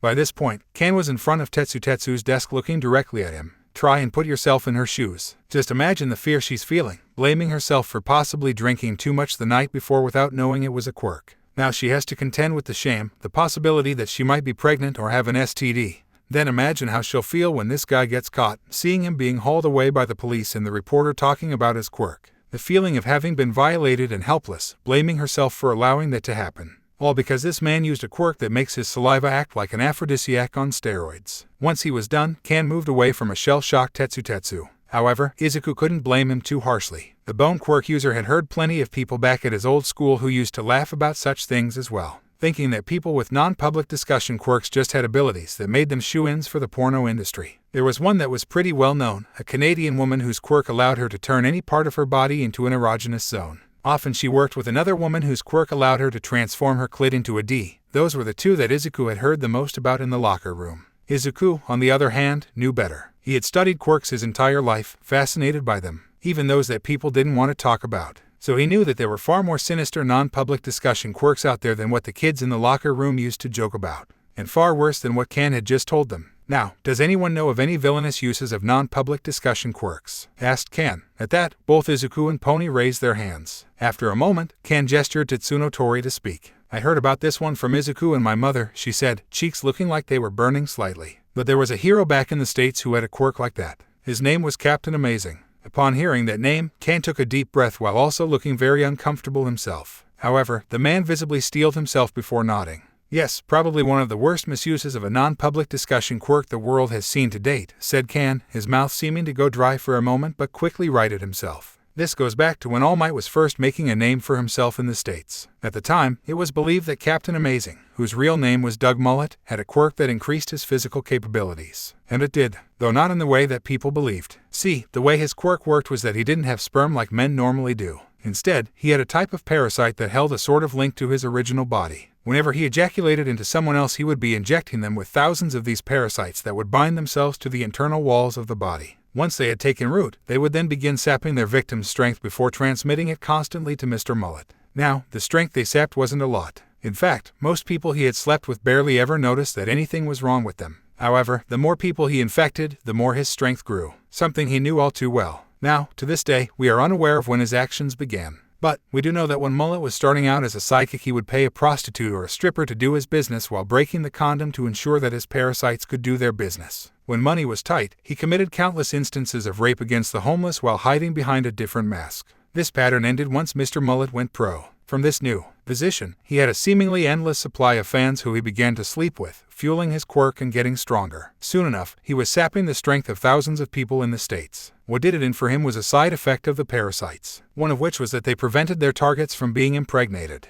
It's still unclear if these parasites killed the sperm, sapped them of their energy until they died, or something else. But, eventually, they were discovered and soon the American government began putting the pieces together. By that time, Mullet was a powerhouse and taking him down would be difficult. In the end, it took All Might to take him into custody. Hearing all that sent a chill down the spines of every young hero in training. It was a hard thing to process, a slap in the face for everyone who believed in heroes. Sure, not every hero out there was a saint. That it wasn't too big of a secret that there were those who did the job for money or fame. But, still, the idea that there would be a hero out there that would commit such horrendous crimes and take advantage of the people who trusted him just to gain more power was like a sucker punch to the gut. Then there was the act itself. There are a few others out there, continued Can. In France, there was a crime lord who started out as a prostitute. Her quirk made it so that her sexual fluids contained an extremely addictive property. She managed to get enough people hooked on it to the point where they were willing to do anything for her just to get their fix. In Argentina, there was a man whose quirk allowed him to read people's minds but depended upon the level of physical contact.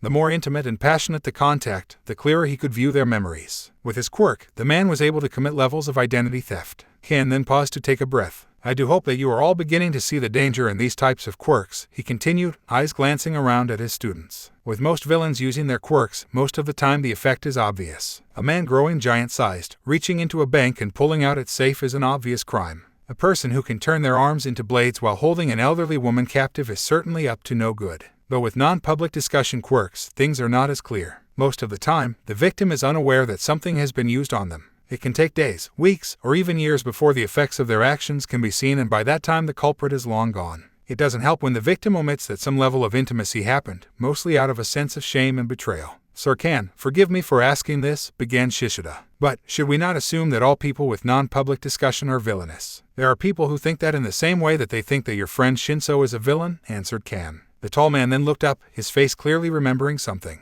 In truth, those examples that we have been talking about until now are the more extreme cases. Simply put, most people with non-public discussion quirks would rather not talk about them and would be more than happy to live a peaceful life. Though that is harder for them as they are always questioning whether the people in their lives actually love them or if they are only there because of their quirk. Or dealing with people who exploit their quirks for their own ends. At that Awais raised his hand. Sir, have you ever had to deal with someone like that? Now Can really looked like he was watching his past flashing before his eyes. Slowly, his lower lip trembled while tears began to form. Yet he managed to compose himself for a moment.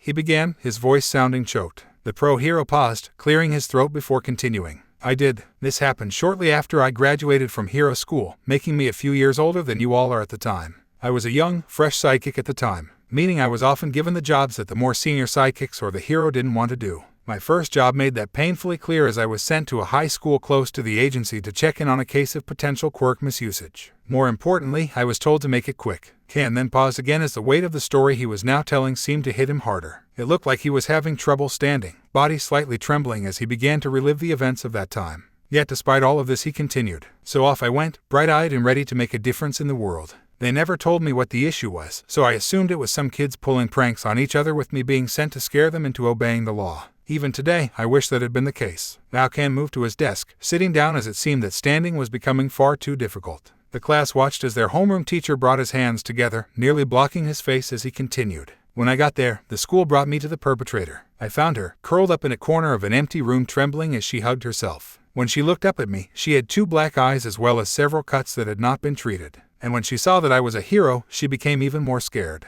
She screamed over and over again that she didn't do anything. To not take her away. I was confused and more than a little worried. I tried to approach her, but she screamed at me not to come near her. So, I did the only thing I could think of. I slid my first aid kit over to her and then asked to hear what happened. Apparently, this girl's quirk caused her to sweat an aphrodisiac. She explained that she had to get really sweaty in order for it to have any real effect, often whenever she pushed herself too hard during gym. She swore that she did her best to make sure that it never became an issue. That she had special shampoo and body wash to remove the substance after gym class as well as keeping her gym clothes sealed away tightly. Her doctors told her that, as long as she did things like that and avoided going out on extremely hot days, she could live a normal life. She had never had an issue with her quirk until today. One of her classmates had attacked her, screaming that the girl had used her quirk to seduce her boyfriend. It wasn't until later that we discovered that her boyfriend was a cheating pile of scum who had been fooling around with over a dozen girls. When he was caught, he lied using that poor girl as a scapegoat. Can then shuddered. At the time, I was confused on how best to proceed, he said.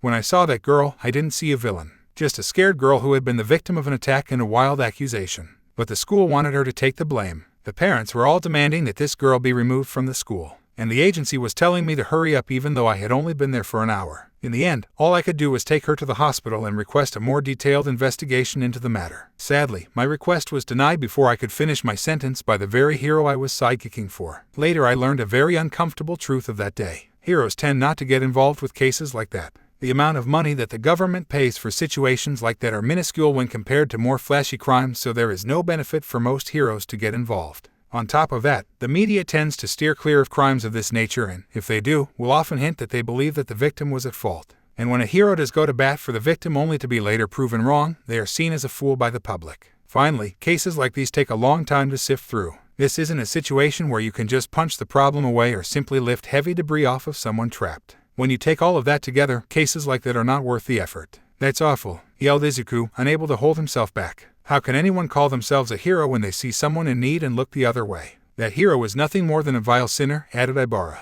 "That is the most unmanly thing I have ever heard," stated Tetsu in disgust, slamming his fists on his desk. "Please tell me that something eventually happened." "Yes, eventually. Though not before that girl was dragged kicking and screaming into hell," said Kan. "After that incident, she was treated like she had the plague. All of her friends abandoned her, suicide baiting written on her desk. Daily she was sexually harassed with people claiming that the only reason they did it was because of her quirk. Then, the most unforgivable thing happened. Her own father raped her repeatedly. When the man was discovered, he claimed that his daughter had seduced him, using her quirk so that she could have some control over him like a villain. Her mother believed this lie, kicking her daughter out of the house at knife point, though not before slashing one of her eyes. So there she was, broken and alone on the streets with barely any clothing on while bleeding horribly. She was lucky that a sidekick who had requested patrol in that area showed up soon after, having been informed of a loud commotion by one of the neighbors. Just then, there was a knock on the door. Everyone was so engrossed with what Kan was telling them that they all jumped when they heard the sound. Izuku turned to see Midnight standing there at the door, her usual sultry persona longer present as she looked at her colleague with clear empathy. Kan, for his part, just let out a soft sigh as he got out of his seat. "Guess homeroom is over. How long have you been there?" he asked. "About 10 minutes, she said as Kan approached the door. "I didn't want to interrupt." Kan merely nodded before turning to look at the class once more. "Before I go, I would like to remind you all that your heroics class today will be with All Might," he said.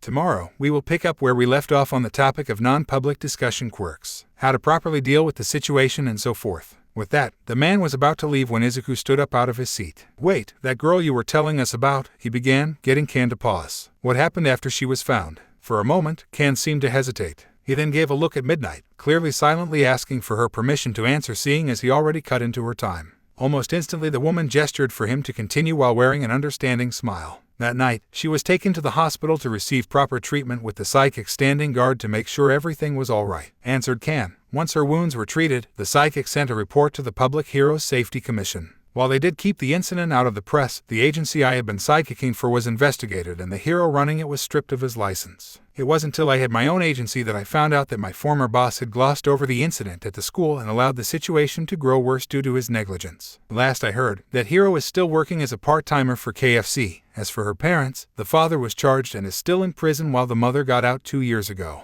"And what about the girl?" asked Aibara, her hands clasped together in prayer. "Did things get better for her? Has she found happiness?" "I like to think so," was all Kan said before leaving. Kan walked down the hallway of the school while memories of the past played in his mind. With his head down, he recalled that first day with perfect clarity. He remembered himself as he was back then, not as muscular as he was now, his face softer, and his hair long enough to be tied into a ponytail. How he stood there, mouth hanging open as he looked at a girl curled in a corner crying her eyes out. He still recalls how every strand of her long, neon green tried to hide her face while those piercing arctic blue eyes managed to be seen despite the swelling.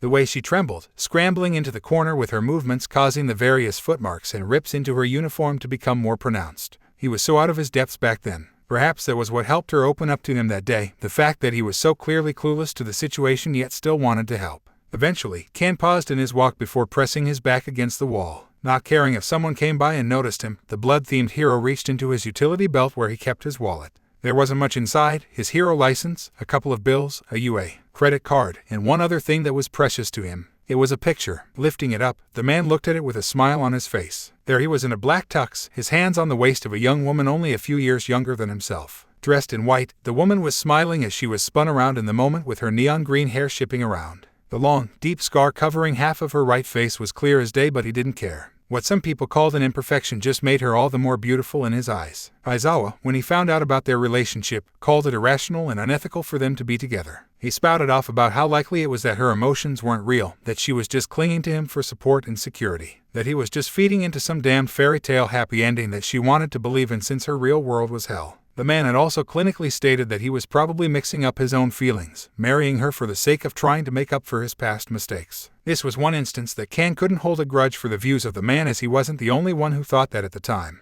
Somewhat lost in the memories, Kan pulled out his phone. By the third ring, the man was ready to just end the call. It was, after all, out of the blue and she did have her own job. But before he could, he heard a voice that was sweet as honey. Sekijiro. His wife began, confusion in her voice that was swiftly turning into panic. Is everything okay? Was you attacked again? Are you being taken to the hospital? No, everything is fine, Megumi, replied Kan in a reassuring tone. He paused, allowing her to collect herself. Faintly Kan could hear her exhaling, no doubt releasing the fear she had been holding inside. It's a little funny, Megumi said after she had composed herself. When you told me you were leaving your agency behind for a teaching job, I thought you'd be safer. That I wouldn't have to worry when you were late coming home. There was another pause in which the blood-themed hero could just barely hear her hair swaying about. No doubt from her shaking her head. So, if the school's not under attack, why did you call? You normally wait to call me when we're on our lunch breaks. Not that I mind this little surprise. I'm having a rough day, admitted Kan, and I needed to hear your voice. As the pro-hero said this, his thoughts lingered to Aizawa's views on heroic relationships. That they were an unnecessary distraction.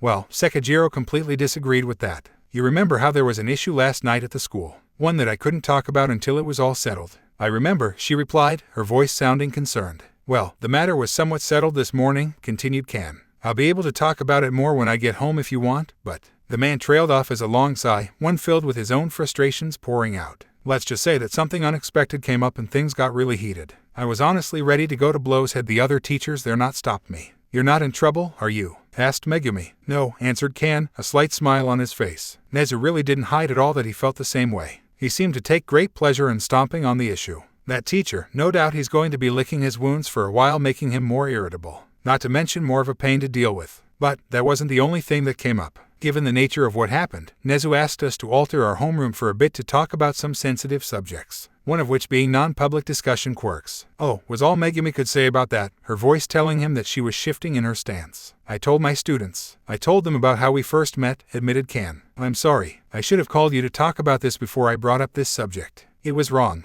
Hey, snapped Megumi in her no-nonsense voice. It's not just your fault. Nezu was the one who asked you to do this out of the blue. To be honest, I'm madder at him since he asked you to do this despite knowing what happened back then. He was the one who the Safety Commission put on the case after you reported it after all. Maybe, but, began Kan as he looked to the side. I'm still the one who decided to begin with this subject. Maybe I should have started with a lesson on invasions of privacy. But I just wanted to get this one out of the way. There was silence for a moment before Megumi spoke. You know, now that I think about it, maybe Nezu was onto something. I still don't like that he asked you to do this, but if your students can become heroes like you, then I think it'll be worth it. Later, during the beginning of the lunch period, Pony was walking down the hallway near the library. The American blonde was waving her hands around in the air to air dry them as she had just left the nearby girls' restroom. Sure, she could have used one of the bathrooms near the lunchroom, but she still felt nervous about using them. It was one of the places that the entire campus used at one point or another, and, while she trusted that the UA teachers had gone through the school already, it was better to be safe for the time being than sorry. So, for now, she was using the restrooms mainly used by general studies. Seeing them for the first time actually lifted Pony's spirits a bit. When she had first gone down this way, there had been a fear that they would not be well maintained. After all, the school was geared towards heroics in one fashion or another, with general studies being the lone exception. So there was a chance that people like Shinso and the others were not getting the same level of treatment as hero students. And, judging by the bathroom, that was not the case. The stalls were in perfect condition, the toilet was definitely not some cheap brand, and the floor seemed to have been polished recently. The only reason she hadn't used the air blowers to dry her hands was because there was a bit of a line to use them and she was pretty far from the lunchroom.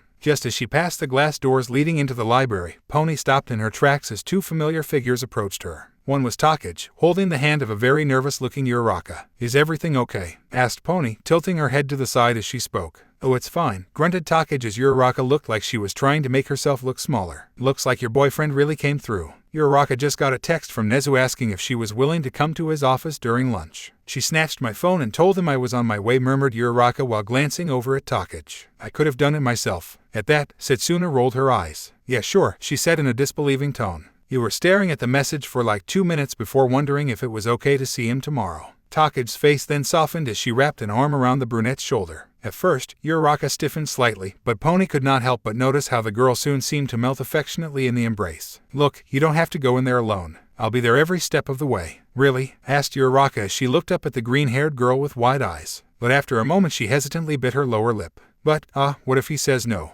Then I'll just barge in there anyways, said Takage with a confident smirk. Pony watched as it looked like Uraraka was about to object, only to be stopped when the other girl placed a finger on her mouth to silence her. Look, a hero should never leave someone in trouble alone. If he tells me to leave, I'll just tell him that I've been to that hellhole you call an apartment and senior living conditions. Heck, I'll even say that I'm your emotional support girlfriend. At that, Uraraka's face turned bright red while a small smile grew. Would you mind me coming along too? Asked the American girl, gaining the attention of both girls. At that, Pony just shrugged. Hey, I want to help out too. More people for moral support as well as showing how many people want to help. Plus, I am offering her to let her stay with me in the dorms. Good point, admitted Takage with a nod. I had planned on bringing up that you had volunteered to let her stay with you, but there is a chance that Nezu might want to talk to you about it. This just saves everyone a bit more time. I'm okay with it, squeaked Uraraka. Great, let me just begin, Pony, pulling out her phone to text Izuku. However, she was briefly interrupted when another person brushed past them. Seeing her caused Pony to pause, feeling like she had seen this girl before. Perhaps in the cafeteria. Well, regardless, this girl with long flowing dark hair seemed to know Uraraka, though Pony noticed a slight flinch as well as a strained smile when she looked at the brunette.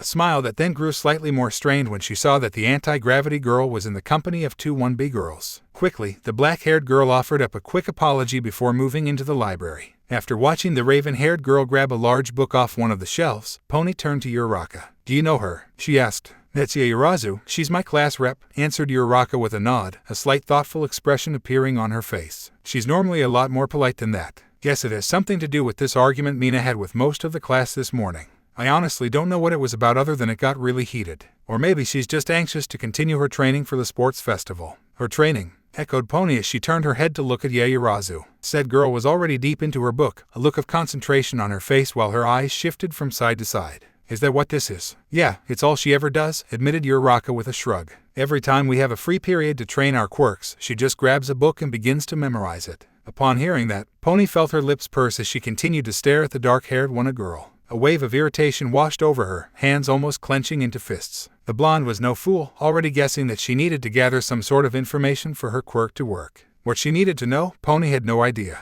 Did she have to understand how every part of what she was making worked, going over every bit piece by piece? Or was it something else? Regardless, that wasn't the issue. It was that was all she was doing. And that struck a nerve with the horned girl. However, rather than dwelling on these feelings, Pony quickly went back to the task at hand. After quickly sending a text to Izuku, she and the two other girls began making their way towards Nezu's office. An office that Uraraka had no idea where it was. Meanwhile, Nezu was in his office sipping tea after setting down his landline phone. He had just finished a rather brief and somewhat heated phone call from the number 2 hero. Endeavor had called him out of the blue, the sounds of flames erupting in the background along with several explosions which told the unidentifiable mammal that the hero was in the middle of a fight. News reports on his tablet confirmed this, though the villain in question was clearly a small fry. Which probably explained why the hero felt comfortable to call his office, wanting to speak with the principal as soon as he arrived. With another sip of his tea, Nezu did the math in his head. Given his location, the time it would take for him to hand the villain over to the police while filling out the paperwork, top speed of moment through the city, and if there are no other criminals present then he should arrive here in 2 hours max. Now, Nezu had no real issue speaking with the man on such short notice. The man's son was a student here after all and, as principal, it was his duty to soothe the concerns of all the parents. But the question was, why did the man want to speak with him? Oh, that was a delicious question that was stimulating his brain. Could it be that he somehow found out about the incident last night? That was possible, though he doubted the young Todoroki knew about it or that Aizawa called him up to inform the family. That was possible yet unlikely. The only members of his staff who would do something like that would be Midnight, Present Mike, and Hound Dog.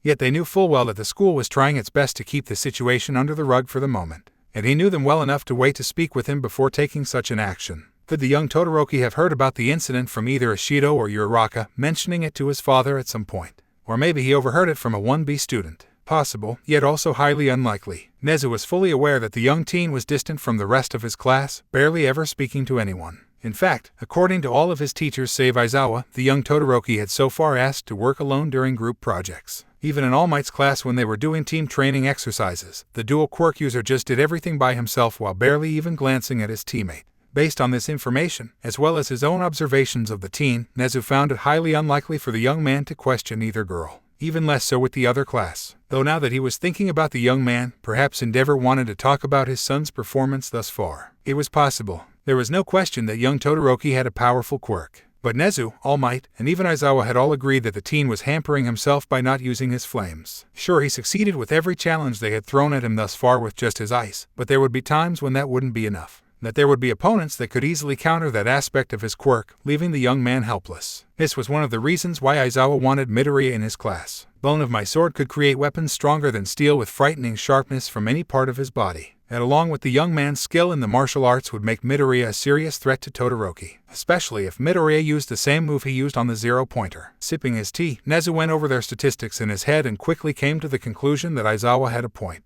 Physically speaking, Midoriya was stronger, faster, and more agile than Todoroki, who was more of a stationary fighter. Yes, if Todoroki used his quirk he could easily overcome his speed issue, which was something that Midoriya couldn't. Yet there would be a moot point if the fight dragged on for too long, as the half-fire, half-ice user began to suffer the side effects of his quirk overuse. Overall, if Todoroki and Midoriya were to fight right now, Nezu would say that the bone user would win 8 times out of 10. If he were to use his flames, well now, he would need more data on how the son of the number 2 hero used them to make an effective mental simulation. A sudden knock at the door interrupted Nezu's thoughts from diving further. After setting down his teacup, the principal voiced his permission to enter, knowing full well who it was, as well as expecting her to not enter alone. "Ah, Ms. Uraraka," said Nezu pleasantly as his tiny eyes shifted towards the 2 girls in tow with her. "Both from 1B. Thank you for seeing me," said a visibly nervous Uraraka. "I hope you don't mind that I brought along some of my friends." At that, the 2 girls who had been looking around the office with looks of wonder and awe turned to look at the unidentifiable mammal before waving at him, a sight that made Nezu chuckle.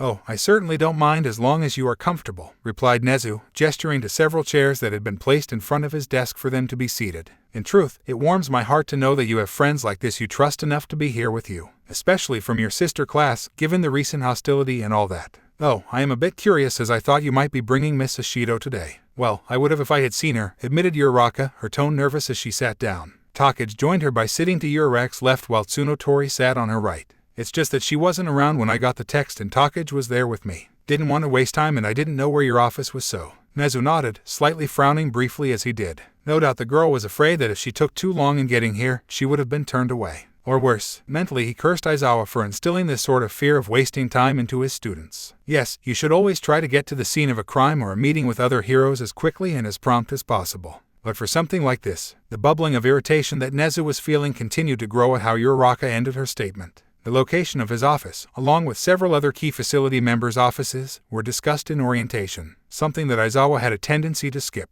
No doubt Aizawa believed that rational students would seek out the layout of the building themselves, on their own time, while not wasting his. One probably only knew where the nurse's office was due to the amount of time that students were brought there. "Oh, things were going to change. I see. Thank you for your consideration towards my potentially busy schedule," said Nezu, remaining pleasant and upbeat. "But, in the future, if you are ever called into my office and you would like someone to accompany you, you may spend as much time as you need to retrieve them. Though it is my hope that meetings like this won't become normal." As he said this last part, he got some light giggles from the other girls, while Uraraka herself just gave a nervous smile. "Now then, let us proceed," continued Neru, pulling up a file he had on his computer. "I have gone over the message that young Midoriya sent me via my app. According to him, young Takage discovered that your living conditions are not entirely beneficial to your well-being. That, by the urging of your friends, you are seeking to not only acquire a dorm here on campus but to also see if you qualify for some form of student aid. Is this correct?" "Sure is," said Takage, her sudden outburst causing Uraraka to squeak in surprise. The green-haired girl then crossed her arms across her chest while giving Nezu a serious look that showed off some of her jagged teeth. "Honestly, calling that place an apartment would be a crime. The only benefit it has over sleeping in an alleyway is that you have a roof over your head. Though that isn't saying much considering the sliding glass door leaks pretty badly. Bet the people above her were dealing with a leaky ceiling. As for food, this cutie is practically starving herself. If I hadn't brought her over to Pony's place, the stale granola bars she claimed to have would have continued to sit there for a rainy day." Takage, squeaked Uraraka, her face turning red with a blush. Upon seeing this, Nezu managed to hold back a chuckle as he wondered what had caused this. Was it the way Takage had blurted out all this personal information, or was it the cutie remark? "I see," said Nezu, unable to hide the humor in his voice. "That explains some of the comments I have received from some of your other teachers. Nearly all of them said that you, Miss Uraraka, seemed to have more energy today, appeared more focused in class than usual, and, more importantly, in high spirits. I can only imagine that it is thanks to having a proper meal for breakfast provided to you by Miss Tsunotori." "It was no problem," said Pony while giving Nezu a salute. Nezu, for his part, gave her a nod before addressing both 1B girls. "I would like to thank you both, not only for the information you have given, but also for the help you have provided towards a fellow classmate up to this point. The two of you have truly gone above and beyond what most so-called heroic students would have done. I look forward to seeing how you both will continue to grow in the future." With that said, Nezu focused his gaze on Uraraka. "Now then, let us start with your financial situation. I have already gone over the information your parents sent as well as some minor investigation on my part. From what I have seen, you are more than qualified enough to receive aid, something that should have been offered to your parents once you were accepted, though we have no record of that information being sent. As principal of UA, I take full responsibility for this horrible slight against you and shall endeavor to right it. No, no, said Uraraka quickly, raising her hands before waving them in the air while a look of panic appeared on her face. There's no need to do that. I mean, we all make mistakes. Nezu warmly smiled at that. That is true. To err is to be human, he said, and it is very kind of you to say that. However, I believe that when a mistake is made it is best to both acknowledge and correct it with due haste, so that we may learn from it, how it happened, and to prevent such a thing from happening once again. There was a pause, allowing his words to sink in and allowing his young student to calm down. Once she did, the unknown mammal continued to speak. With that said, I also wish to thank you for the assistance you provided to the school last night. Had it not been for the actions taken by both yourself and your fellow classmates, a great crime would have gone undiscovered within these walls until it was too late. So, to that end, I have already added you into the system of those students receiving financial aid, with the difference being deducted from your next installment. A small token of appreciation, but one that I am sure will be of great relief to both yourself and your parents, whom I shall be contacting in due time. There was another pause as Nezu opened up a different window on his computer, a slight frown appearing on his features. Moving on to your living conditions, I started up my own little investigation after I received the message on the app. While it is still fresh and there is still plenty of stone to look under, from what I have gleaned mirrors the sentiment shared by Miss Talkage. Namely, it would be a crime to allow you to stay there and further hampering the potential of such a promising heroic career. Under normal circumstances, my paws would be tied seeing as the dorms are full to capacity. Or, at least, they would have been had we not lost one of our dorm residents last night. Nezu let out a small smile, watching the reactions of the girls before him. First there was confusion followed by worry that one of the students had passed or been kicked out. However, that lasted only a moment before he could see it in their eyes, the pieces falling into place. That Uraraka would be getting the room of one of the students they had helped apprehend. Now, it will take some time before you can move into the room, continued Nezu, raising a tiny paw into the air as he spoke. With the sports festival so close at hand, my staff and the robots are hard-pressed to make sure everything goes off without a hitch. So much to do. Because of that, it will take us a little over a week to have the room cleaned out and more thoroughly inspected before you can move in. Terribly sorry about this, but you will need to find your own lodging until then. At that, Pony jumped out of her seat. Oh, she can stay with me, exclaimed the American girl, her large blue eyes sparkling with excitement. It'll be like a week-long sleepover. Well, I certainly see no issue to deny that as long as we have such an eager volunteer, said Nezu with a chuckle, watching as the blonde sat down while nodding her head. Very well then. While I currently see no issues with this arrangement, I have been proven wrong in the past. Should that happen, please do not hesitate to seek me out. My door is always open to a student in need. Once more, Nezu paused, this time picking up a document on his desk. Finally, there is your request to be transferred to Class 1B. Ken has expressed a great deal of interest with your performance during the after-school training sessions. And he is not the only one. Both myself and All Might have noted a mark of improvement since you began. You have clearly been learning how to fight along with new applications for your quirk. The same applies to Ashido. As for your current homeroom teacher, Aizawa has shown a lack of desire to fight this. Seeing how beneficial this transfer is to your potential hero career along with a lack of objection by either teacher, I see no reason to deny this change. So, starting. Actually, spoke up Uraraka, leaning forward in her seat a little as she spoke. At the same time, both girls who had accompanied her gave the anti-gravity girl an odd look. I was wondering something. When I move to 1B... will someone have to leave? Because everyone there is so nice and I don't want them to hate me for taking the place of one of their friends. A hum of understanding escaped Nezu before he spoke. I see. Well, allow me to put your fears to rest that no one will be leaving 1B. Well, before your request ever touched my desk, Ken had approached me asking to add additional students to his class from the other courses. He is willing to take in a larger number of students, admirable in my opinion. So I have agreed to this, with a slight limitation of course. Upon hearing that, both Takage and Tsunotori looked both relieved and excited at the same time as they shared a look between themselves. Relieved that none of them were being kicked out the hero course, as well as excited that some of the new friends they made during their training would be joining them full-time. Uraraka, however, merely bit her lower lip. So then I'll be taking up one of the slots meant for them, said the brown-haired girl as her hands went to her knees. Unfortunately, yes, agreed Nezu with a heavy sigh. Unless two of the students at the sports festival catch the attention of Aizawa, then one will have only 18 students once the transfer is completed. Nezu then paused as he watched Uraraka lower her head. Is something the matter? I thought this was what you wanted. It is, cried Uraraka as she lifted her head. Now Nezu could see something new in those eyes. Hurt, a stinging pain that caused both her orbs to become moist as tears began rolling down her face. It's everything I could ever want. I'm going to be saving my family so much money, having a nicer roof over my head, transferring to a nicer class. But I can't help but feel like it's too much. I know what you said earlier, that we should have been offered this and that it's because of what we all did last night. It's just that I can't help but feel like you're offering a handout and taking pity on me. That you're only doing this because I'm a poor girl. Achako, yelled Takage before roughly grabbing the girl's shoulders and turning her so that they were face to face. The green-haired girl's eyes held a fierceness to them as they bared into the teary-eyed expression of her friend. You knock this off right now. I'm not going to let you throw all this away because of your pride. Think about your parents. I am, screamed Uraraka back as a new wave of tears flowed from her. That's what's tearing me up inside. I know the right thing to do is to just accept everything. That it will help them out so much. But I can't help but feel like this. I hate that I feel this way, but it's here inside of me. It's not just something that I can turn off. And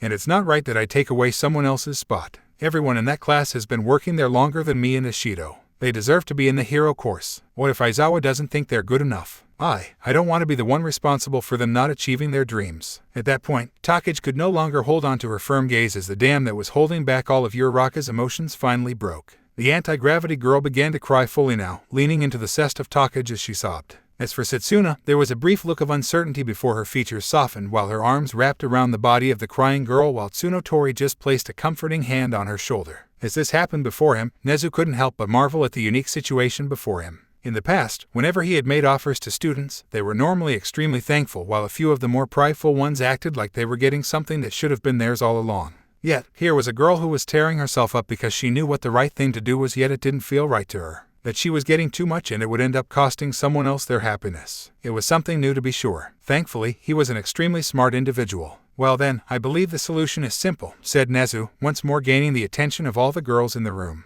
Let me start off by saying that the financial aid will be given to you for, as I said, it was a mistake by the school to have never informed you of such an option. As for the room, please take it as a reward for all you have done for the school. You have more than earned that. As for your placement in 1B... well, tell me something. Are you planning on giving it your all at the sports festival? At that, the emotional turmoil within Uraraka vanished, replaced with a fiery passion. Yes, she said while wiping away her tears. I'm going to give it everything I've got so that I'll be scouted by a good hero. I'm going to give it my all so that I can become a hero who will make a lot of money. So much that I can take care of both my parents. Is that so? Asked Nezu, a devilish smile on his face. Well then, how about we grade your performance at the festival? This earned him blank stares from all of the girls who sat there, waiting to hear what he had to say. If you, Miss Uraraka, can make it to the finals of the sports festival, then you will have earned your spot in 1B. But the test doesn't end there. Normally, first-year students are lucky if they get more than 10 offers even when they reach first place. So, if you reach the threshold, then I will allow Can to take in an additional student so that you won't feel like you're taking their spot.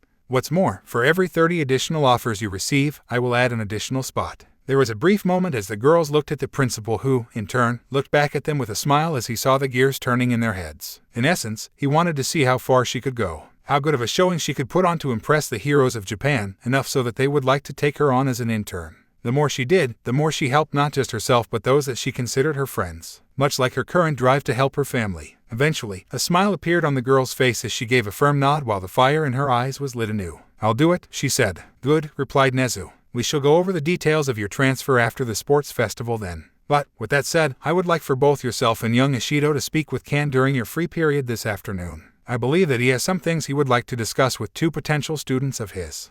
Shortly after lunch was over, Can sat behind his desk chewing on some meat buns he had bought. Normally, he would be doing this in the teacher's lounge, had it not been for Aizawa. The blood-themed hero wanted to keep as much distance away from the man as he could, especially with this meeting. Before he could get halfway through his meal, however, the door to the room slid open, revealing two female students. Looking at them, Can quickly swallowed his meal before smiling at them. Uraraka, Ishido, please, take a seat, he said, quickly wiping away any juices or crumbs away from his mouth with his sleeve before gesturing to the seats in front of him. The two nodded at this before moving across the room before sitting in the requested seats while Can quickly slid his meal to the side. Once that was done, he stood up and walked around the desk so that he was standing in front of it with his arms folded across his chest. Now, Uraraka, Nezu has informed me of the deal, he began. I find it admirable that you are doing this. Just know that I will be cheering you on with all I've got. Yeah, you go girl, added Ishido, whom Can could only assume was informed about the matter. Honestly, I have little doubt that neither of you will fail into getting into this class, continued Can. So, I wanted to discuss some things in order to make sure that neither of you are behind.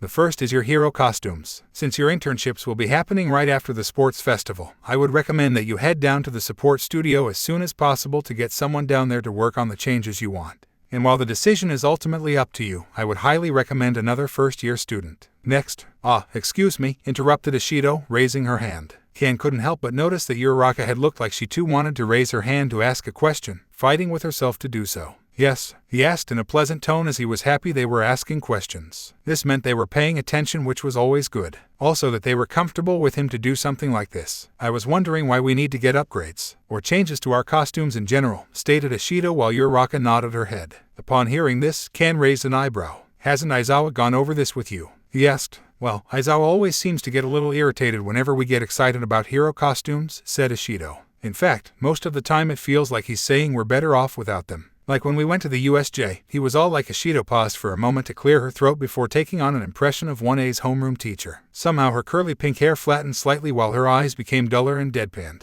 When she spoke, her voice was similar to Aizawa's though with a higher pitch. I know you are all excited to be wearing costumes, but keep in mind you are still not used to wearing them and might hamper your progress. Such things are irrational. Kan would have chuckled and applauded the impersonation had the words not struck a chord with him, though he supposed the fault was on himself for not seeing this coming a mile away. Aizawa was notorious for his disdain about certain aspects of heroing. One of those being costumes. Figures, said Kan after a moment. Well, while the man is entitled to his opinions, I frankly disagree with him on a fundamental level since it's doing all of you a great disservice. In fact, he should be promoting you to wear them since you are not used to wearing them. Why's that? Asked Uraraka. Well, began Kan as he brought a hand up to his chin to begin rubbing it. The both of you designed your costumes before you set foot in this school with, hopefully, the only bit of real combat under your belt being the entrance exam. Perhaps you made a special request to help with your quirk or made a design that you believed wouldn't hinder it. Perhaps you designed the costume to pay homage to a past hero or family member or wanted something that would help you stand out. Those are generally the sort of thoughts going through most students' heads when they are making their costumes. And it is exciting to wear the costume for the first time. The fantasy rarely ever stands up to reality and you begin to notice the flaws in your original design.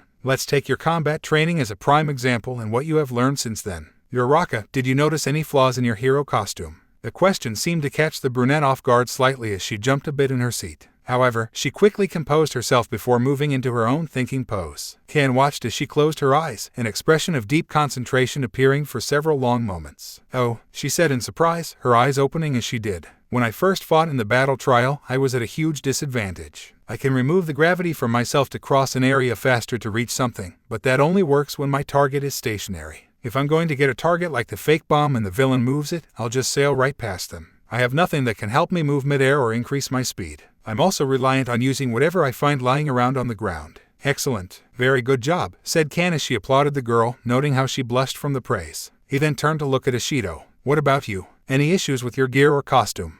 Not really, admitted the pink-skinned girl. I had it designed so that I can secrete acid from pretty much any part of my body without having to worry about dissolving my clothes. Not really interested in becoming the amazing streaking girl. And my shoes were designed to allow me to release my slipperiest acid so that I can slide around. But, yes, urged Kan as he noticed the girl trailing off, biting her lower lip. Clearly she had thought of something. I'm just remembering back at the USJ, she admitted. I was pretty much useless at the time. I wanted to help 13 after she got injured, but didn't have any medical supplies on me. And I was worried about how to deal with that missed villain. If I launched my acid at him, he could have just warped it away and it would have gone to waste. So maybe add a utility belt, urged Kan. Yeah, began Ashido slowly, mulling over the idea before her eyes brightened. Yeah, I could get a special belt that could hold supplies for emergencies. Or maybe get some gear to store up some extra acid. Kan nodded. This is the reason why many of the heroic teachers here insist that you wear your costumes, he said. While the first few times wearing it can get in the way, it's something that you will need to get used to. But, more importantly, you'll be finding the flaws in your original design before you head out for your first internship.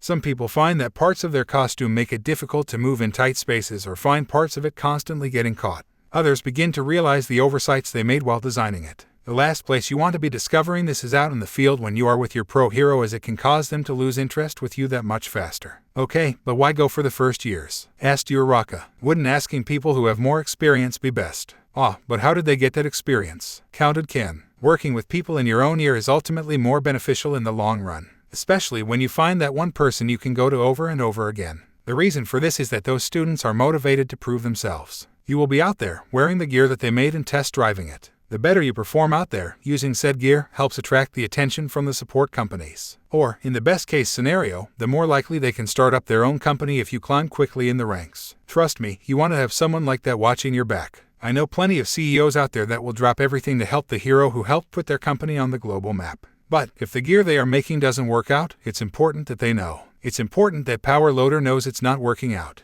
Then, they can make improvements or realize that they're not cut out for this line of work. It also helps that you don't need to find a new support course student every year, explaining over and over what your quirk can do. Upon seeing the looks of understanding that the two girls were giving him, Ken continued. Now, there is also the issue with your hero name, he said. I have a feeling that Aizawa didn't bring that up either. Knowing that man, he'll only do so at the last minute with Midnight standing behind him. Ken let out an annoyed sigh, irritation rolling off his body as he did so. This was another aspect of hero work that the man didn't care for. In fact, the story about how he had gotten his hero name was practically a legendary joke around the halls of this school, just accepting the first name thought of by Present Mike and calling it a day. Wait, we're getting to pick out our hero names? Asked Ishido with excitement. Yes, said Ken as he stomped down on his disapproval of his fellow teacher. Now, you don't need to make a decision until we come back from the break after the sports festival, so you have time to come up with a few good ones. But, if you decide on something, just run it by me. If I give you the all clear, we can add it to the data that will be accessed by the heroes who are considering you as an intern. Having a hero name already picked out can really help. Your hero name will leave an impression. It will either help draw them in, letting the hero know what sort of hero you are aiming to be and what you represent, or it can let the hero know that you aren't a good matchup. But if you are having trouble or if the name you pick has some sort of issue with it, I'll let you know and we can talk about it. I'm here to help guide you after all. There was silence for a moment as the two girls just looked at Ken with what felt like awe. Like he was some figure standing tall with a halo of light shining brightly around his head. Honestly, Ken would have not been surprised, though he would still be alarmed, if they brought up their hands in prayer. Then, so this is what it's like to have a nice homeroom teacher, whispered Uraraka. It's been so long I had forgotten that it's possible, agreed Ishido, making Ken sigh. All Might sat before the large computer console, watching the current group of students performing today's exercise while the rest of the class was locked away in their own rooms. Like this, the pro hero could release his more muscular form so that now a skeletal man sat there with a hero costume pooled around him. A sight that would have brought forth images of a little kid playing dress up with their parents' clothing if it wasn't so pathetic. Thankfully, he wouldn't have to be in this form for much longer as he was in the last group of the day. With a hum, All Might reached over to press a button off to the side, causing the image to shift. Now on the screen was a figure dressed all in black running down a street with a purse clutched in one hand. On the student's head was a special black mask, one designed so that once it covered a person's head it would give them completely generic features while also hiding the identity of the wearer. The clothing was another such item, crafted so that no one would be able to tell the wearer's gender. The scenario for this exercise was simple. A quirkless individual was seen purse snatching by two heroes. The heroes would win if they managed to capture the quirkless criminal using the capture tape provided or rendering said criminal immobile. As for the quirkless student, that person would only win if they managed to get away. However, unlike with his other tests, the heroes were not officially working together. They could, if they so choose, work separately or together, meaning that, if they worked separately, then the hero who captured the criminal would not only be declared the winner but would also receive the higher grade. But, if they worked together, then they would both share in the grade. As for the student playing the role of the petty purse snatcher, they would fail and All Might spotted them using their quirks. At the moment, it looked like the criminal was about to get away when Kodai appeared in the middle of the sidewalk with her arms outstretched. The figure in black saw this, slowing down to a stop but still poised as if ready for a fight. Both the criminal and hero stared at each other, bodies tense, until the last person walked onto the scene. "That's far enough, villain," said Oasis as he skidded to a stop, his words causing All Might to frown. It wasn't the first time one of his students had referred to the quirkless criminal as a villain. Something that he would be sure to correct them on at the end of the lesson. Something which was about to happen sooner rather than later as the three students went into motion. The criminal moved first, throwing the purse into the air. Both heroes, surprised by this, made the mistake of looking up at the stolen item. So it came as little surprise that neither of them noticed a palm strike right into the gut of Kodai until it was too late. The young girl looked on with wide eyes as the air was forced out of her lungs, falling backwards. Before she could hit the ground, Oasis was on the move towards the quirkless purse thief. All Might watched as Oasis went down, grabbing the criminal's shoe with the intent to weld it to the ground at the molecular level. A plan that might have worked had his target not slipped out of his footwear. Realization could be seen on the face of the welding teen as the quirkless criminal spun around with so much grace that it looked like he was dancing before delivering another attack. All Might couldn't help but wince at the axe kick as it slammed down on Oasis' side, far enough from his spine to prevent any serious damage yet in a spot that would still make movement difficult for a while. All this happened before the bag fell back to the earth, caught by the criminal who then raced away from the heroes lying on the ground with his stolen loot. Having seen enough, All Might called the match in the favor of the quirkless criminal. The man then buffed up, transforming into his more muscular form before calling all of the students in one beat to the observation room. Within a few minutes, the entire class was standing before him dressed in their hero costumes save a few who were still in their black outfits. The first to take off his mask was the one who had just been on screen, Izuku Midoriya. This was soon followed by others like Kendo and Rin. Still, the man beamed a proud smile at the teen who he hoped would soon carry the sacred torch that was one for all. "An amazing job, all of you," announced All Might as he brought his large, meaty fist to his hips while his chest puffed out. Now, who can tell me what they learned in today's lesson? That putting us against Midoriya or Kendo is just unfair, complained Awase, holding his side while struggling to remain standing. Seriously, you would have to hate us a whole lot to make them the villain in this exercise without telling anyone. Nearly all of the class nodded at this save the two in question. Kendo blushed slightly at the comment but managed to keep her gaze focused on their teacher. As for Midoriya, he just stood there while scratching his cheek as a weak laugh escaped him.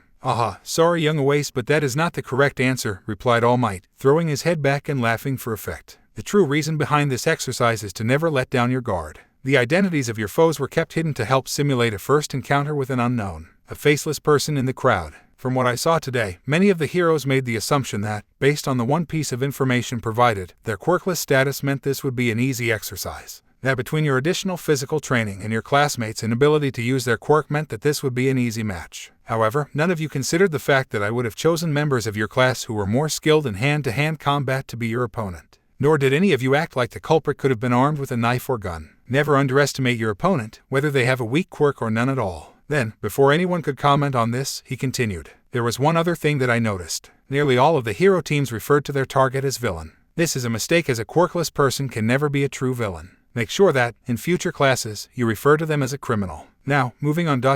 Yes. To All Might's surprise, several hands suddenly went up in the air. What's more, nearly all of the students he was teaching held confused expressions, as if they didn't understand exactly what he had said. Unable to hide his own surprise, the large mountain of muscles that was All Might gestured to his vine-haired student. Sir, I fail to understand, began Shizaki. Why can a quirkless person never be considered a villain? Well, began All Might, slightly confused as to what the problem was. Still, he pressed on with his answer. It is simply due to their lack of a quirk. A villain is defined as an individual who uses their quirk to commit crimes. Since a quirkless person has no quirk, they cannot be considered a villain, much like how they can never be considered a hero. As he said this, All Might smiled, hoping that he had settled the matter with the actual definition of the term. A smile that was short-lived as he noticed the expressions on his students. Most looked shocked, like he had uttered a foul word or promoted something vile. Others looked almost offended. But what nearly caused All Might to gasp was the look he was seeing in young Midoriya. He could see it as plain as day in those eyes. Hurt that came from the deepest level of betrayal. But what had All Might said to cause that? It was simply the truth. A quirkless person could never be a villain or a hero. That's bull, yelled Tetsu, several of his classmates nodding in agreement. Most of us just got our butts handed to us on silver platters by people pretending to be quirkless. We all saw it. Who cares if they got a quirk or not? If someone is doing something wrong, then they are a villain. And why give them a different label? Added Komori, hands out into fists which were raised close to her shoulders. Doesn't it contradict what you were saying before, not to let down our guards regardless of who we're facing, only to then give a certain group of people a different label? Like they're lesser than us. Now hold on one moment, began All Might, raising his hand to try and wave them off. And what's this about quirkless people can't be heroes? Yelled Kendo, who, for the first time since he had known her, looked furious. UA allows the quirkless into the hero program. So why would you say something like that? Enough, snapped All Might, raising his voice in order to get his class back under control. What I gave is simply the official definition of what makes the difference between a villain and a criminal as defined in your textbooks as well as by the government. The pro-hero then held his firm expression for a moment longer before relaxing it as he saw several faces in the crowd calming down. Seeing this, he continued, as for the school policy of allowing the quirkless in, I disagree with it as it gives them false hope. There are simply villains out there that cannot be defeated without a quirk. All Might ended this with a nod, hoping his students understood. So that's it? Asked Kendo, All Might noticing that her hands had been head into fists and were shaking. That everything else about us doesn't matter. All the training and work we do doesn't matter. That all the years I spent training to fight means nothing. Am I even worthy to be a hero? And no, said All Might quickly. That wasn't what I meant at all. It's just what? Yelled Kendo, who shocked All Might not only with her outburst but the tears in her eyes. All my quirk does is make my hands bigger and stronger. I'm pretty sure that I'll come across a villain that my quirk is a bad matchup for. That my quirk can't beat theirs. Does that mean I shouldn't be a hero? Or what of myself? Asked Shizaki. If I ever went up against someone using flames, as Kan mentioned, my quirk would be useless. I would essentially be quirkless before such a foe. Should I then not be a hero since there are people out there that can't be defeated with my quirk? That is completely different, began All Might. No it's not, yelled Tetsu.